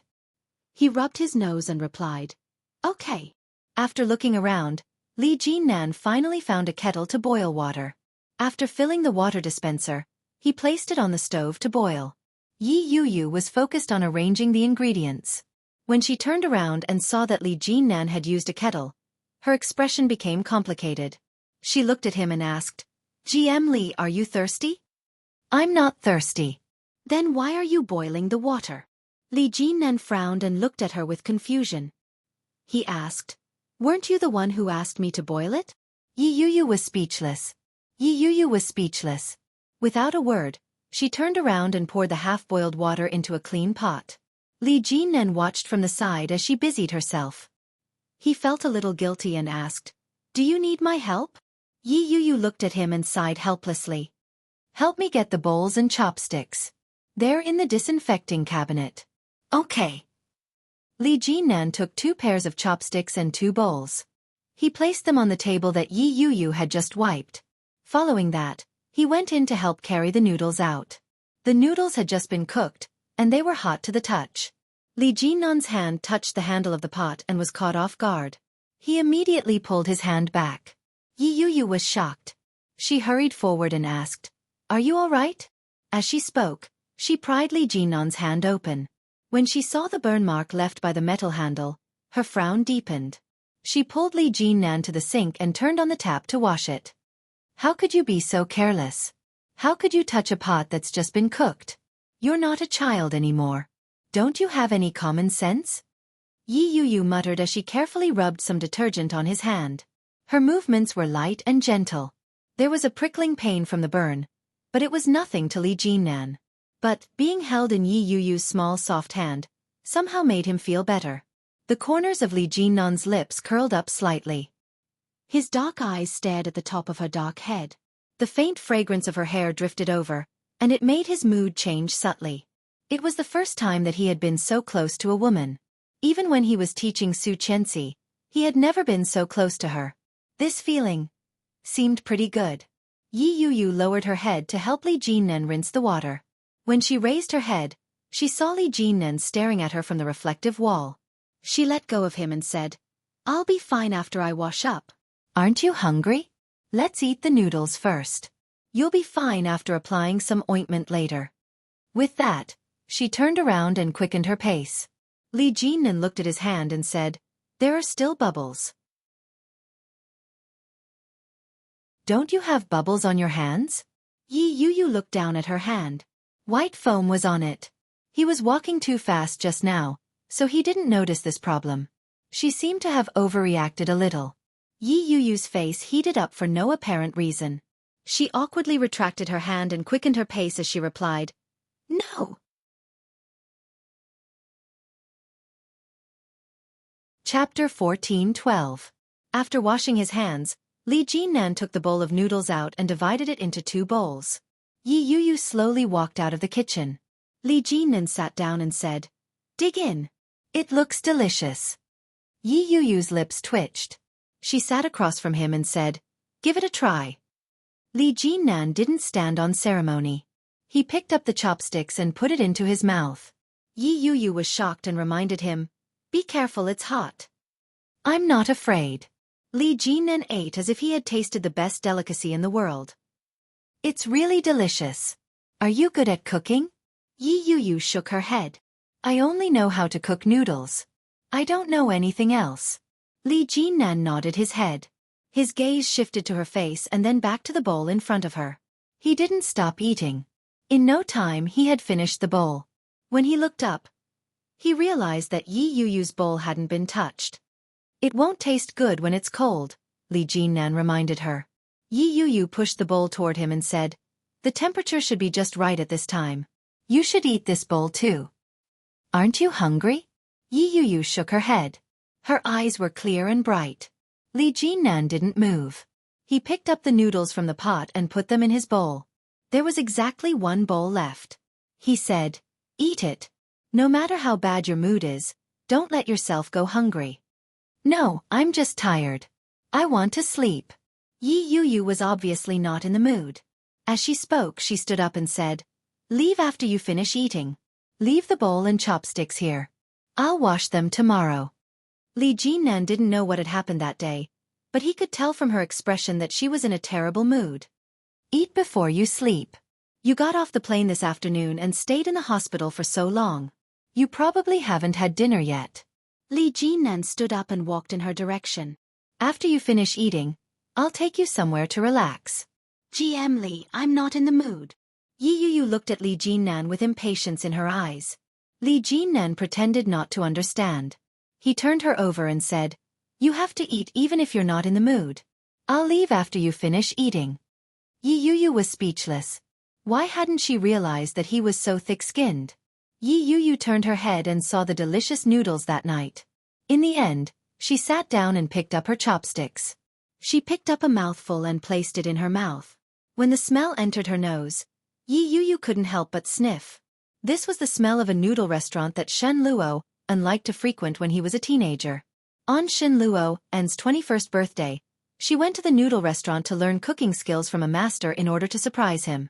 When the young Shen Luo arrived late, he was so touched that his eyes turned red. He hugged her in front of everyone, looked at her and said word by word, "In the future, you'll make noodles for me for the rest of my life." It was not a question, but a vow. Back then, they seemed to have become a couple, kissing each other under the cheers of all their friends and family. Everyone had witnessed their beautiful promise. She thought that from that moment on, their relationship was eternal. But who knew that in the blink of an eye, only 7 or 8 years had passed, everything had changed. Tears fell down uncontrollably. It fell into the bowl and blended with the fragrant soup, making it difficult to tell which drop it belonged to. Chapter 14:13. Yi Yuyu's breathing became heavier and heavier. She couldn't contain the sadness in her heart. The deepest part of her heart ached uncontrollably. Layer by layer, it was so bitter that she couldn't help but cramp. Li Jinnan didn't make a sound. He stood behind her and stared at her. Yi Yuyu quietly sobbed. She didn't cry out loud, but it made his heart ache more than if she had wailed. Her hand that was holding the chopsticks poked at her mouth from time to time. In the end, she hadn't eaten much. Li Jinnan raised his hand and gently placed it on her shoulder. With his other hand, he moved the bowl in front of her away and snatched her chopsticks away. He pulled out 2 pieces of tissue and handed them to her. Yi Yuyu stared at the tissue in front of her in a daze. She sniffed and took it from him to wipe her nose. She composed herself and breathed a sigh of relief. In a relaxed tone she said, "GM Li, it's getting late. You'd better go back first. If the neighbors see you alone, it won't be good." Her tone was relaxed, but her nasal voice clearly betrayed her current state. Li Jinnan pursed his lips into a thin line. He looked at her straight back and tightened his grip on her shoulder. He tugged at her and said, "Let's go." Yi Yuyu was stunned. She turned her head to look at the man behind her. Li Jinnan's eyes were deep and dark. When she looked into them, they were as clear as the moon. They were bright and full of life. It was as if they contained limitless water and were bottomless. "Let's go for a walk." Li Jinnan's voice was gentle. There was no room for negotiation. "I'll take you to a fun place." "I don't want to go." Yi Yuyu sat where she was and looked at him. Her reddened eyes were slightly moist. Li Jinnan's gaze deepened as he said, "You skipped work this afternoon. Do you know that?" "Of course not. I clearly took the day off." The supervisor didn't agree. "That means you skipped work. Now that I'm the boss, I have the right to ask you to work overtime." Li Jinnan's voice was calm as he enunciated each word clearly. "Let's go. Just treat it as work. Let's go and relax." Yi Yuyu was a little angry. She retorted, "You're behaving like a hooligan. What kind of boss is that? Isn't the one in front of you?" The corners of Li Jinnan's mouth curled up slightly. "If it weren't for the fact that my employees were disobedient, I wouldn't have to use such a method." "Miss Yi, let's go." "Where?" Yi Yuyu was a little resistant. "It's so late, and I'm tired. Why don't you go by yourself?" "No, let's go together." As he spoke, he looked at Yi Yuyu's outfit. "Go change into something you can wear outside." He glanced at his watch. "I'll give you 5 minutes. Otherwise, I'll deduct half a month's salary from you and inform the company." Yi Yuyu gritted her teeth and glared at him. Mira was the one who introduced her to this job. If her salary was deducted for half a month and the company reported it, Mira would lose face. This person was simply despicable. Yi Yuyu gritted her teeth and returned to her room. She changed into a more normal commuter dress. It was conservative and restrained, making her look dignified and mature. Li Jinnan nodded his head. "That's commendable. Let's go." He walked toward the door. Li Jinnan opened the door and gestured to Yi Yuyu. Yi Yuyu stomped over and changed into a pair of high heels. She was surprised to find that her mood was no longer as heavy as it had been before.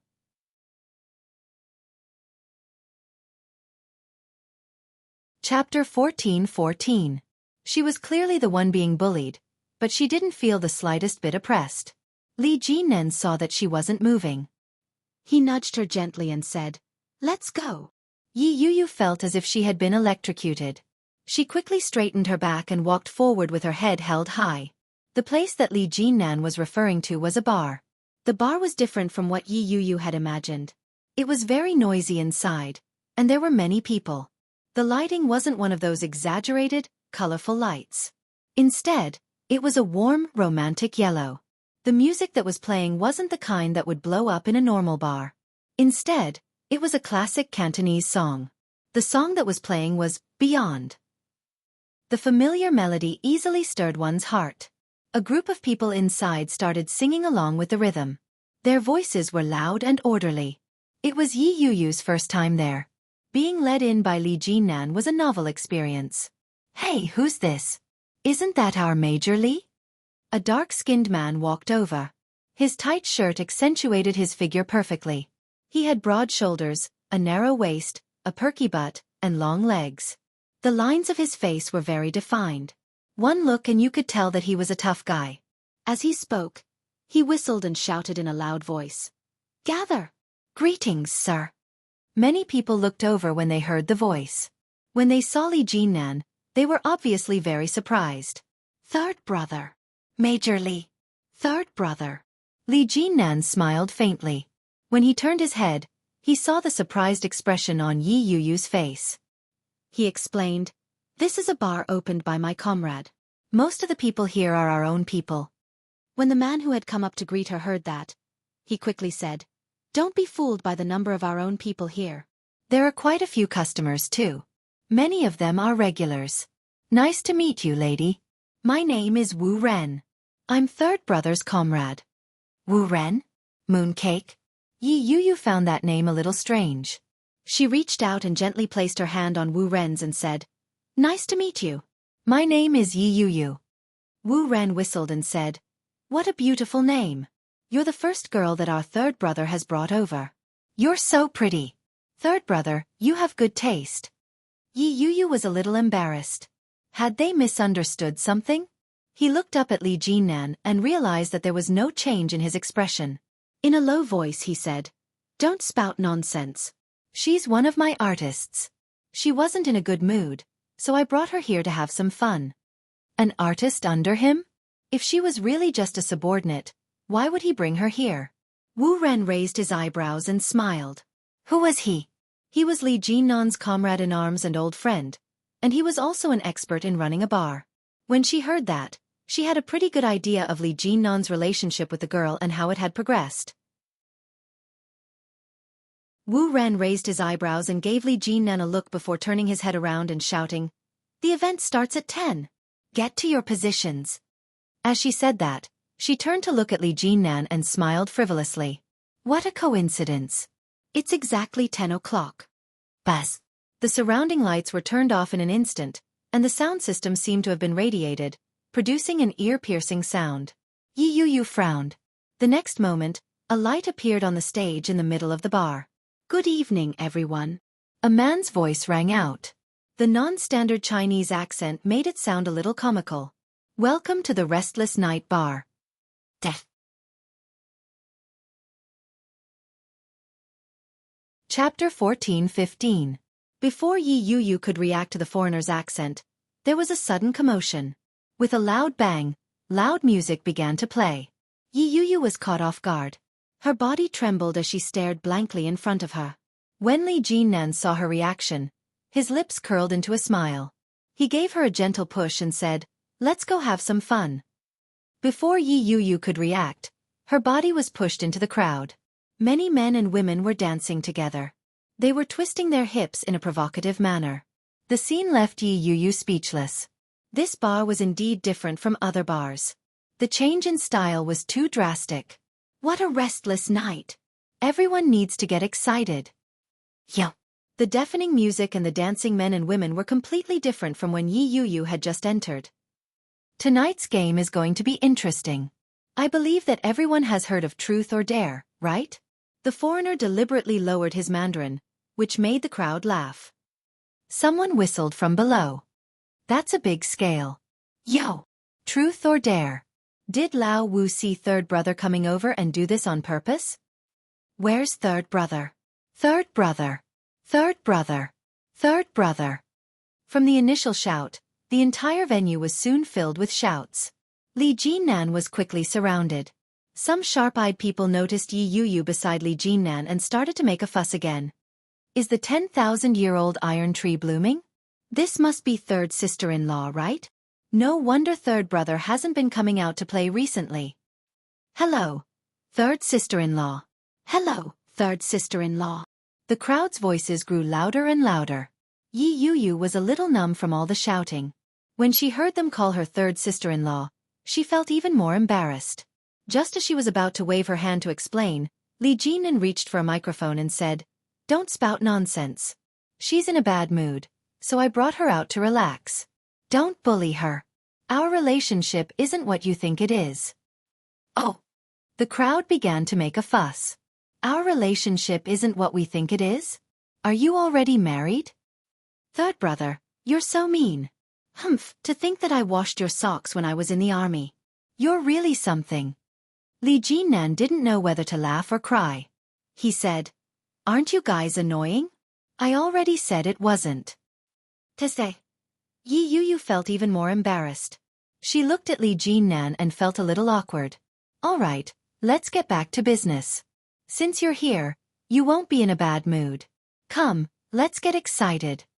The scene was fiery hot, the music was restless, and the atmosphere was lively. A girl walked over and tugged Yi Yuyu along. Come on, let's play together. Do you like to sing? Let's go sing together. Why are you singing? I can tell that she's a dancer just by looking at her good figure. Come, come, come. Let's do it together.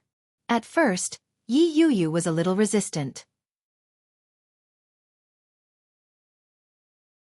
When she turned her head, she saw that the clothes on the two girls were very normal. They weren't like the girls in the bar who were dressed very skimpily. He turned his head and looked around again. He found that there were many girls here, and they were all dressed very normally.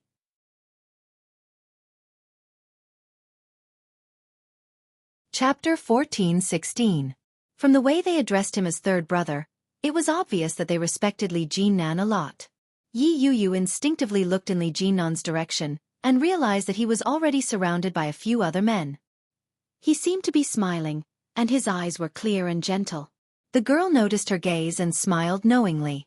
She quietly asked, "What's your relationship with third brother? This is the first time third brother has brought a girl over. Are you his girlfriend?" Yi Yuyu shook her head. No, he's my boss. Oh. The girl looked like she understood and asked, "Are you here on a business trip together?" "No." "So you're here to play together?" Another girl interrupted. She looked at Yi Yuyu with a smile in her eyes. Yi Yuyu shook her head again. This time, before she could explain herself, she was pushed by someone who said, "Don't be so nosy. Third brother won't be happy when he finds out. If you're here to play, you have to be quick. Come on, girl. Get up." Yi Yuyu had always been an obedient girl. When she was pushed, she felt a little resistant. However, the girls present were very lively and cheerful. They were also very humorous. Gradually, Yi Yuyu let go and started dancing with them. When Li Jinnan saw the smile on Yi Yuyu's face from afar, he finally relaxed. The comrade beside him noticed Li Jinnan's gaze. He chuckled and said, "Have you taken a liking to her? She's not bad looking. She has a good demeanor. She looks very obedient. So, third brother likes this type of girl." Li Jinnan chuckled. He didn't admit or deny it. His wheat-colored hand held the crystal glass and gently swirled the whiskey in it. He slowly looked away. They were all comrades who had fought alongside Li Jinnan on the battlefield. How well did they know him? When they saw their attitude, they knew what he was thinking. He chuckled and said, "Third brother, it's been a long time since you've been here. We've recently invented a few new games. Let's play together." Li Jinnan saw through his ploy with one look.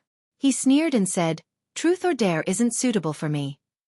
Regardless of whether it was the exciting truth or the boring dare, he had no interest in trying them out. "Don't be like that. We're all brothers. It's for your own good. You'll know later." With that, without waiting for Li Jinnan's approval, he clapped his hands and said, "Truth or dare? Everyone, take a break. Let's do something more exciting. Guys, let's go." The crowd cheered, and soon, someone took out a few balloons. Wu Ren extinguished the cigarette in his hand and said, "Come, third brother, let me tell you the rules. Pass the ball to your chest. The balloon can't burst or fall, or you lose." "What happens if you lose?" someone asked. The surrounding people cheered and shouted, "That's simple. Let's drink. 1 cup for the men, half a cup for the women. Come on, let's get moving." Wu Ren clapped his hands and shouted, "Wife, come here." The girl who was playing with Yi Yuyu replied, "Coming." Yi Yuyu was a little surprised that they were husband and wife. Before she could recover from her shock, she was pulled over by him. Wu Ren opened a bottle of whiskey and said, "Come on, let's drink." Whiskey was a type of alcohol with a high alcohol content. The penalty for the game was to drink it? Yi Yuyu wasn't the only one who was scared. Even Li Jinnan frowned and said, "So much? There are so many girls." Wu Ren's eyes turned into crescents as he looked at Li Jinnan. "Wan Lily, if big sister doesn't get drunk, big brother won't stand a chance."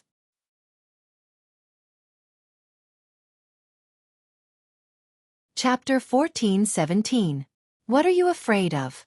As long as you don't make any mistakes, you don't have to drink. Besides, it's a cup for a man and half a cup for a woman. It's not much. Wu Ren's eyes curved into crescents as he hugged his wife and said, "I'm not bragging, but my wife can drink half a bottle by herself." The surrounding people booed, obviously not believing it. Li Jinnan didn't believe it either and asked, "How is that possible?" "Io, you'll know once you try. Come, let's begin."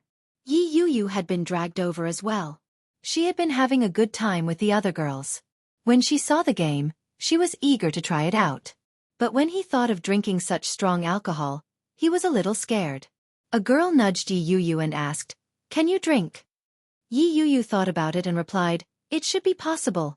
She used to drink a lot in the past, so her alcohol tolerance wasn't bad. But it had been a long time. She didn't know if her alcohol tolerance had decreased. Amidst the whispers, some fast-paced people had already started. There were dozens of people in the hall, and they were divided into 3 groups of 15 people, including the host. Li Jinnan's comrades, who were on good terms with him, brought their wives with them to join Li Jinnan and Yi Yu's team. Yi Yu didn't know anyone else, so she naturally stood beside Li Jinnan. The other person beside Yi Yu was Wu Ren's wife. The lights in the hall became dimmer and more dazzling. The cheerful and exciting music raised the atmosphere layer by layer. The balloon quickly passed through several people. Everyone was very careful, afraid that the balloon would fall. When Yi Yu took it from him, she was just as careful. She called out, "GM Li, come quickly." She carefully rubbed against the chest of the girl in front of her and gently tucked her chin between her legs. When she turned around, her face quickly came into contact with Li Jinnan's chest.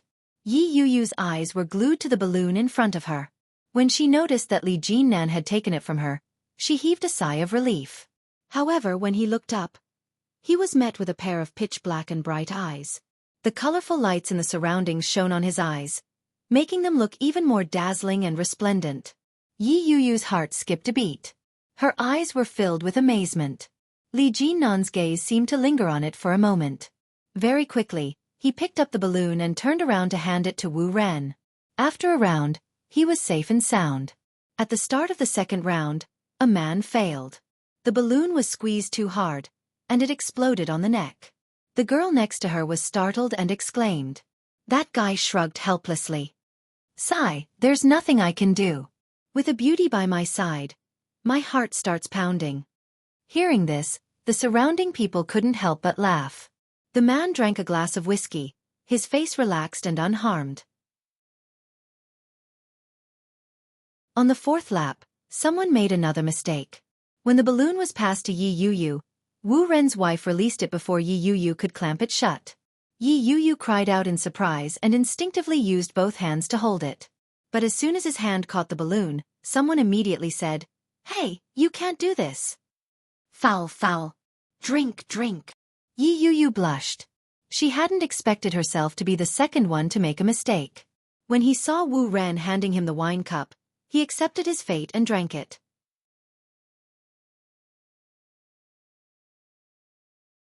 Chapter 14:18. When Li Jinnan's balloon fell, the reaction was louder than any of the others who had fallen. Everyone seemed to be on steroids. They clapped their hands and exclaimed, "Third brother has dropped it."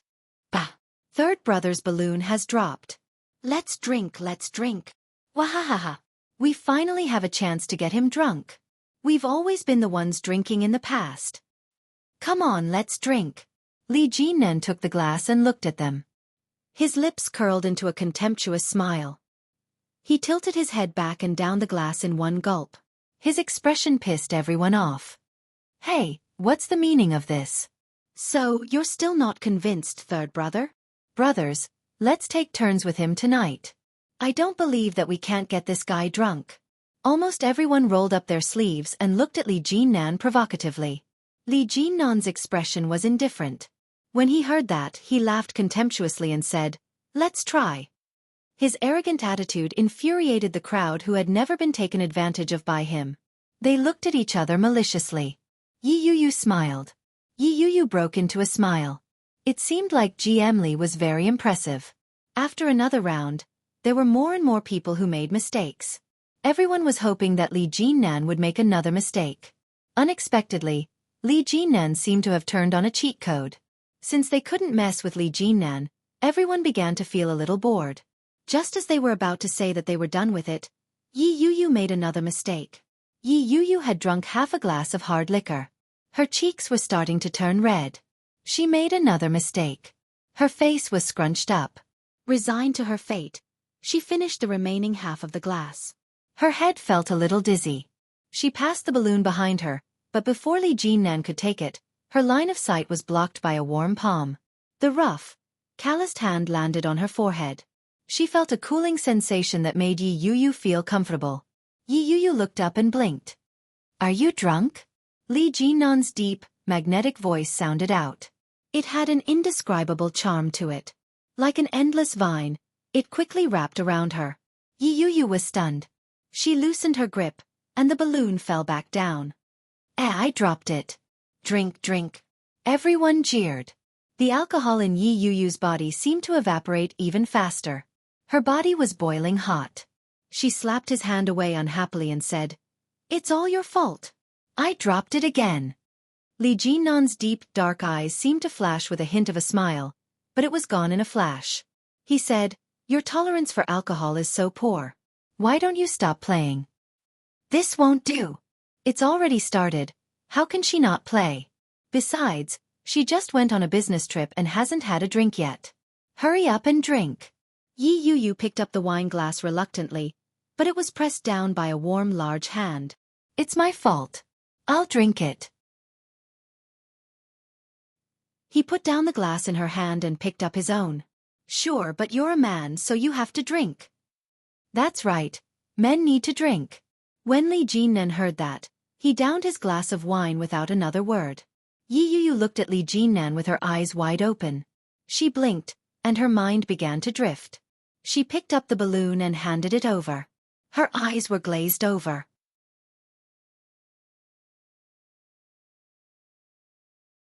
Chapter 14:19. Indeed, for the rest of the round, there were frequent mistakes. When it was Yi Yu's turn, she was no longer as energetic as before. She dropped the ball in an instant. Just as she was about to resign herself to her fate, the glass was pressed back down. Li Jinnan drained his glass in one gulp. The crowd erupted in cheers. For the next 4 or 5 rounds, Yi Yu was in a daze. She either couldn't catch the ball or couldn't hold it properly. Without exception, Li Jinnan finished the glass before she could make a move. After downing the last glass, Yi Yu was a little alarmed. She said, "Why don't we stop playing? GM Li, you've drunk too much." Wu Ren felt that he had gone too far. He gave his wife a look. Wu Ren's wife saw his look and immediately said, "How can we do that? I haven't had my fill yet. Come on, let's continue." Wu Ren held his forehead in exasperation. When Wu Ren's wife saw that, she knew that she had misunderstood. But the words had already been spoken. There was no way she could take them back. She had no choice but to bite the bullet and say, "It's fine if we stop playing. You can punish yourself with a glass. After all, third brother can drink." The moment she said that, Li Jinnan downed another glass without another word. He grabbed Yi Yu's arm and said, "Let's go. You guys play by yourselves." "Wah! Third brother is so cool." "Third brother, be careful of the after effects." Unfortunately, third brother had already walked far away. Yi Yu was a little afraid. The after effects of the liquor were very strong. Li Jinnan had drunk them one after another. He would probably suffer later. When they walked out of the bar, the ground outside was dripping wet. The rain had stopped a long time ago. It was getting late, and there weren't many taxis on the road. Both of them had been drinking. Neither of them had thought of getting their cars. Li Jinnan stood under the traffic light. When the cold wind hit him, he felt a little dizzy. He closed his eyes. His face was burning. He forced himself to calm down and said, "I'll take you back first. I'll go back to the hotel." Yi Yu found it a little strange. She looked at him suspiciously and asked, "Are you up to it?" Li Jinnan squinted his eyes. His lips seemed to be curled into a smile, but it was hard to tell. He turned his head and looked at Yi Yu with an indescribable expression as he said, "A man can't do that." Yi Yu froze when she heard that. Her face heated up even more. She turned her head away without another word. "You still have so much energy after drinking so much wine. Looks like you can do it." It seemed like she had worried for nothing. After standing in the wind for a few minutes, a taxi finally arrived. He sat in the front seat while Yi Yu sat in the back seat to cool off her alcohol. She only drank 1 cup and felt a little dizzy, so she wasn't really drunk. He leaned against the back seat and closed his eyes to rest. Soon, they arrived. Yi Yu opened the car door and got out. She called out to Li Jinnan and said, "GM Li, I'm leaving." Yi Yuyu didn't care. She turned around and was about to leave when the taxi driver stopped her. He shouted, "Miss GM Lee is drunk.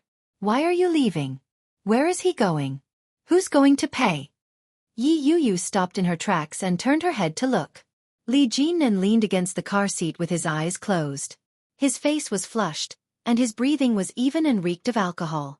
The driver's voice was a little loud, but it didn't wake Li Jinnan up. Yi Yuyu frowned. Her head was throbbing with pain. Indeed, my worries have come true. What should I do now? I can't possibly bring him home to sleep, can I? Death.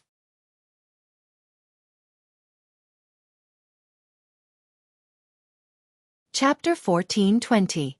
Why are you just standing there? What should we do? Miss, you have to get him out of here. The taxi driver saw that Yi Yuyu wasn't moving and began to panic. Yi Yuyu sighed. She had no choice but to open the back seat door again. She got in and said, "Let's go to a hotel nearby. I'll settle him down." The driver obeyed and quickly set off.